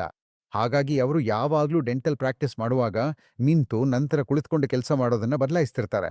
ಅದಕ್ಕಾಗಿಯೇ ನಾನು ಕಾಲೇಜು ದಿನಗಳಲ್ಲಿ ಪುಷಪ್ಸ್ ಮಾಡುವ ಮೂಲಕ ಫಿಟ್ನೆಸ್ ಕಡೆಗೆ ಹೋಗಿದ್ದೆ. ಆದ್ರೆ ನಾನದನ್ನು ಇನ್ನೊಂದು ಹಂತಕ್ಕೆ ತೆಗೆದುಕೊಂಡು ಹೋಗಬೇಕೆಂದು ಬಯಸಿದ್ದೆ. ಹೌದು, ನಾನು ನಡೆಯೋದ್ರಿಂದ ಪ್ರಾರಂಭಿಸಿದೆ. ನಡೆಯುವುದು ನಂತರ ವೇಗದ ನಡೆಯಾಗಿ ಮಾರ್ಪಟ್ಟಿತು. ನಂತರ ಒಂದಿನ ನಾನು ಓಡುತ್ತಿದ್ದಾಗ ನನಗೆ ಸಂತೋಷವಾಯಿತು. ಇಗೋ, ನನ್ನ ಓಟಕ್ಕೆ ಸುಮಾರು 14 ವರ್ಷಗಳಾಗಿಲ್ಲ. ಈಗ ನಾನು ದೀರ್ಘ ದೂರದ ಓಟ ಮಾಡ್ತೇನೆ. ನಾನು ನನ್ನ ಓಟವನ್ನು ಆನಂದಿಸ್ಕೊಂಡೆ. ಬಹುಶಃ ಹೆಚ್ಚಿನ ಕಾರ್ಯಕ್ರಮಗಳಲ್ಲಿ ಭಾಗವಹಿಸ್ತಿದ್ದೀನಿ. ಹೌದು, ನಾನು ಅರ್ಧ ಮ್ಯಾರಥಾನ್ ಓಡುವುದನ್ನು ಆನಂದಿಸ್ತೇನೆ. ನಾನು ಸುಮಾರು 50 ಅರ್ಧ ಮ್ಯಾರಥಾನ್ಗಳಲ್ಲಿ ಭಾಗವಹಿಸೋ ಹಂತಕ್ಕೆ ಬಂದಿದ್ದೇನೆ. ನಾನಿದನ್ನು ಹೆಮ್ಮೆಯಿಂದ ಹೇಳ್ತೇವೆ. ಆದ್ರೆ ಇದೊಂದು ದೀರ್ಘ ಪ್ರಯಾಣವಾಗಿದ್ದು ನಾನಿದನ್ನು ಆನಂದಿಸ್ತಿದ್ದೀನಿ. ಹೌದು, ನಾನಿದನ್ನು ಆನಂದಿಸ್ತಿದ್ದೀನಿ. ಹೌದು, ನಾನು ಪೂರ್ಣ ಮ್ಯಾರಥಾನ್ ಓಡುವ ಪ್ರಯತ್ನ ಮಾಡಲಿಲ್ಲ ಅಂತಲ್ಲ. ನಾನು ಮುಂಬೈನಲ್ಲಿ ಒಂದು ಪೂರ್ಣ ಮ್ಯಾರಥಾನ್ ಓಡಿದ್ದೇನೆ. ಹೌದು, ಖಂಡಿತವಾಗಿಯೂ. ಮುಂಬೈನಲ್ಲಿ 42 ಕಿಲೋಮೀಟರ್ಗಳು ಒಂದು ಪೂರ್ಣ ಮ್ಯಾರಥಾನ್. ಅರೆ, ಹೌದು. ಆದ್ರೆ ಇದನ್ನೆಲ್ಲ ಹೇಳಿದ್ರೂ ನನಗೆ ಹೆಚ್ಚು ಇಷ್ಟವಾಗಿದ್ದು, ನಾನು ಹೆಚ್ಚು ಆನಂದಿಸೋದು ಅರ್ಧ ಮ್ಯಾರಥಾನ್ ಓಡೋದೆ. ಏಕೆಂದ್ರೆ ಅದು ನನಗೆ ಸಿದ್ಧತೆಗಾಗಿ ಸಾಕಷ್ಟು ಸಮಯವನ್ನು ಕೊಡ್ತದೆ. ತರಬೇತಿ ಪಡೆಯಲು ನನಗೆ ತರಬೇತಿ ಪಡೆಯಲು ನನ್ನ ಸಮಯ ಸಿಗ್ತದೆ. ಹೇಗೋ ಪೂರ್ಣ ಮ್ಯಾರಥಾನ್ಗಳಿಗೆ ನನಗೆ ತರಬೇತಿ ಪಡೆಯಲು ಹೆಚ್ಚು ಸಮಯ ಸಿಗ್ಲಿಲ್ಲ. ಮತ್ತೊಮ್ಮೆ ನಾನಿದನ್ನು ಆನಂದಕ್ಕಾಗಿ ಮಾಡ್ತೇನೆ. ಮತ್ತೊಮ್ಮೆ ನಿಮಗ್ ಗೊತ್ತೇ, ದಿನದ ಕೊನೆಯಲ್ಲಿ ನೀವು ಓಡ್ತಿದ್ದಾಗ ನಿಮ್ಮಲ್ಲಿ ಸೆರಟೋನಿನ್ ಮತ್ತು ಎಂಡಾರ್ಫಿನ್ಗಳಂತಹ ಸಂತೋಷದ ಹಾರ್ಮೋನ್ಗಳು ಉಂಟಾಗಬೇಕು. ಅವು ನಿಮಗೆ ಸಹಾಯ ಮಾಡ್ತವೆ. ಹೀಗಾಗಿ ಇದನ್ನ ಮಾಡೋದು ನನಗೆ ತುಂಬಾ ಇಷ್ಟ. ಏನು ಅಂದ್ರೆ ತರಬೇತಿ ಚಕ್ರ ಹೇಗಿಲೆ? ನೀವು ಹೇಗೆ ತರಬೇತಿ ಮಾಡ್ಕೊಳ್ತೀರಿ? ಈ ವಯಸ್ಸಿನಲ್ಲಿ ನೀವೀಗ 54. ನಂಗೀಗ 54 ವರ್ಷ ವಯಸ್ಸು. ಪ್ರತಿ ಭಾನುವಾರ ನೀವು 10ಕ್ಕೆ ಓಡ್ತೀರಂತೆ. ನಿಮ್ಗಿದು ತುಂಬಾ ಸುಲಭವಾದ ಕೆಲಸವಾಗಿದೆಯಂತೆ. ಇದು ಹಾಸ್ಯವಲ್ಲ. 10 ಕಿಲೋಮೀಟರ್ ಓಡೋದು ಹಾಸ್ಯವಲ್ಲ. ಹೌದು, 10ರಿಂದ 15. ಈ ವಯಸ್ಸಿನಲ್ಲಿ. ಹೌದು, 10ರಿಂದ 15 ನಾನು ನಿಜವಾಗಿಯೂ ಹೆಚ್ಚು ಕಷ್ಟವಿಲ್ಲದೆ ಮಾಡ್ಬೋದು. ಮತ್ತು ನೀವು ಇನ್ನೂ ಮುಂದುವರಿಯಲು ಇಚ್ಛಿಸ್ತೀರಿ ಎಂದು ಹೇಳಿದಿರಿ. ಅದು ನಿಮ್ಮಲ್ಲಿರುವ ದೃಢನಿಶ್ಚಯ ಮತ್ತು ಸಮರ್ಪಣೆಯನ್ನು ತೋರಿಸ್ತದೆ. ನನಗೆ ಗೊತ್ತಿಲ್ಲ, ಅದು ಅಪಾರವಾಗಿದೆ. ಹೌದು, ಎಲ್ಲೋ ಒಂದು ಹಂತದಲ್ಲಿ ನನ್ನಿಗಾಗಿ ನಿಮಗ್ ಗೊತ್ತೇ, ನಿಮ್ಮ ವೃತ್ತಿಪರ ಜೀವನ ಮತ್ತು ಫಿಟ್ನೆಸ್ ಜೀವನದ ಉತ್ತಮ ಸಮತೋಲನವನ್ನ ಕಾಯ್ದುಕೊಳ್ಳಲು. ಹೌದು, ಶಿಸ್ತು ಎಂಬುದು ತುಂಬಾ ಮುಖ್ಯವಾದದ್ದು. ಈಗ ನಾನು ಕಾರ್ಯಕ್ರಮಗಳಲ್ಲಿ ಭಾಗವಹಿಸಲು ಪ್ರಾರಂಭಿಸಿದ್ದೇನೆ. ಮುಖ್ಯವಾಗಿ ಅದು ನಿಮಗೆ ಶಿಸ್ತನ್ನು ತರಲು ಸಹಾಯ ಮಾಡುತ್ತದೆ. ನೀವು ಕಾರ್ಯಕ್ರಮ ಅಥವಾ ಓಟ ಆರಂಭವಾಗುವ ಸಮಯವನ್ನು ಹೊಂದಿರ್ತೀರಿ ಮತ್ತು ಅವರು ನಿಮಗೆ ಮುಗಿಸ್ಬೇಕಾದ ಸಮಯವನ್ನು ಕೊಡ್ತಾರೆ. ಸರಿ. ಹಾಗಾಗಿ ನಾನು ಇದನ್ನ ಮಾಡೋದನ್ನ ತುಂಬಾ ಆನಂದಿಸ್ತೇನೆ. ಅದೇ ಶಿಸ್ತು ನನಗೆ ವೃತ್ತಿಯಲ್ಲೂ ಸಹ ಸಹಾಯ ಮಾಡಿದೆ. ನಾನು ರೋಗಿಗಳೊಂದಿಗೆ ಸಮಯವನ್ನ ಹೇಗೋ ಸಮರ್ಪಕವಾಗಿ ನಿರ್ವಹಿಸ್ತಿದ್ದೀನಿ. ನನ್ನ ರೋಗಿಗಳಿಗೆ ಗರಿಷ್ಠ ನಿರೀಕ್ಷಿಸುವ ಅವಧಿ ಸುಮಾರು 5 ನಿಮಿಷಗಳು ಮಾತ್ರ. ಯಾಕೆಂದ್ರೆ ಹೌದು, ನನ್ನ ಸ್ವಂತ ಸಲಹೆಗಾಗಿ ಹೋಗುವಾಗ ಇತರ ವೈದ್ಯರನ್ನ ಕಾಯ್ತೇನೆ. ಆದ್ರೆ ವೈದ್ಯರನ್ನು ನೋಡಲು ಗಂಟೆಗಳ ಕಾಲ ಕಾಯ್ಬೇಕಾದ್ರೆ ಅದು ಎಷ್ಟು ಕಷ್ಟವೋ ನನಗೆ ಗೊತ್ತಿದೆ.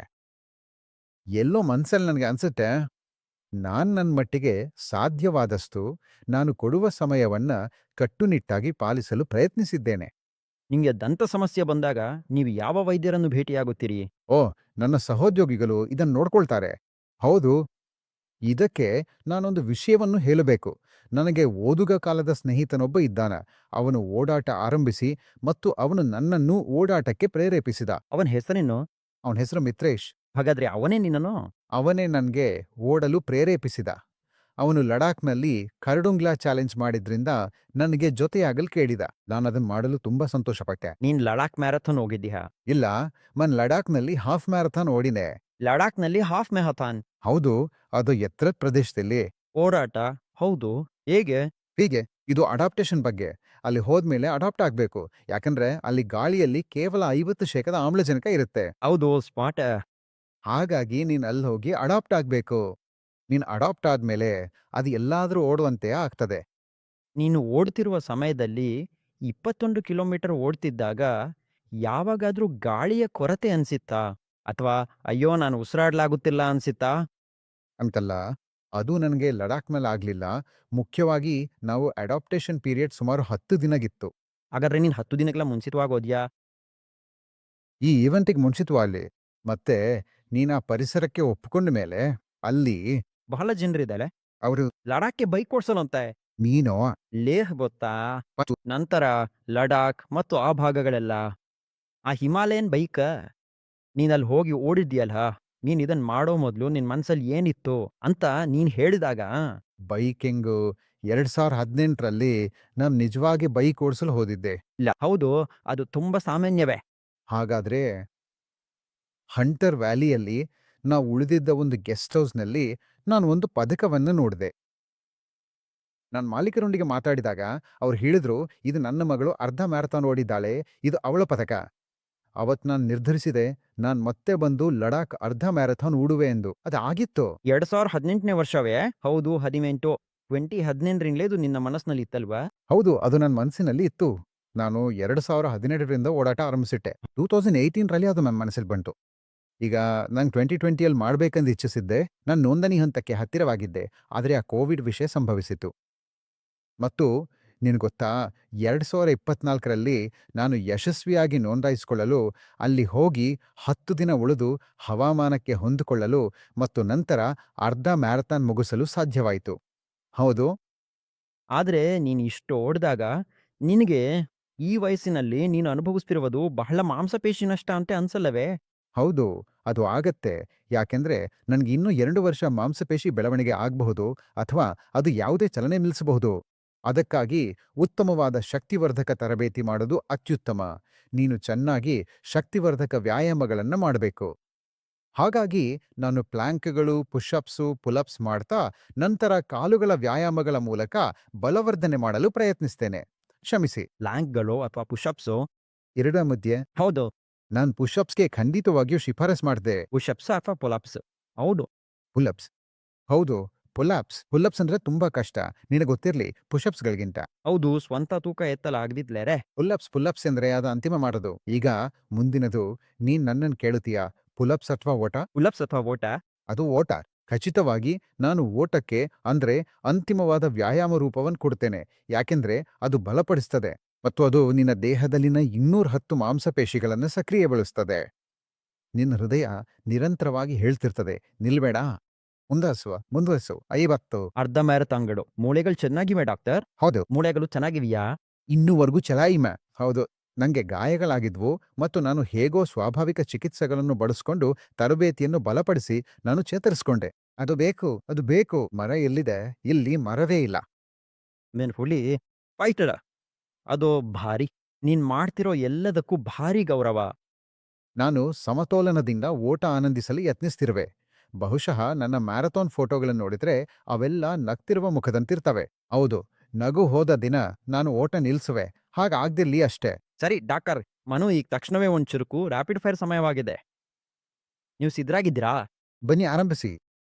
ರೂಪ, ಮ್ಯಾಕ್ಸಿಂಗ್, ಕಾಸ್ಮೆಟಿಕ್, ಟ್ರೆಂಡ್ ಸೆಟರ್ ವಸ್ತುಗಳು ಅಲ್ಲವೇ?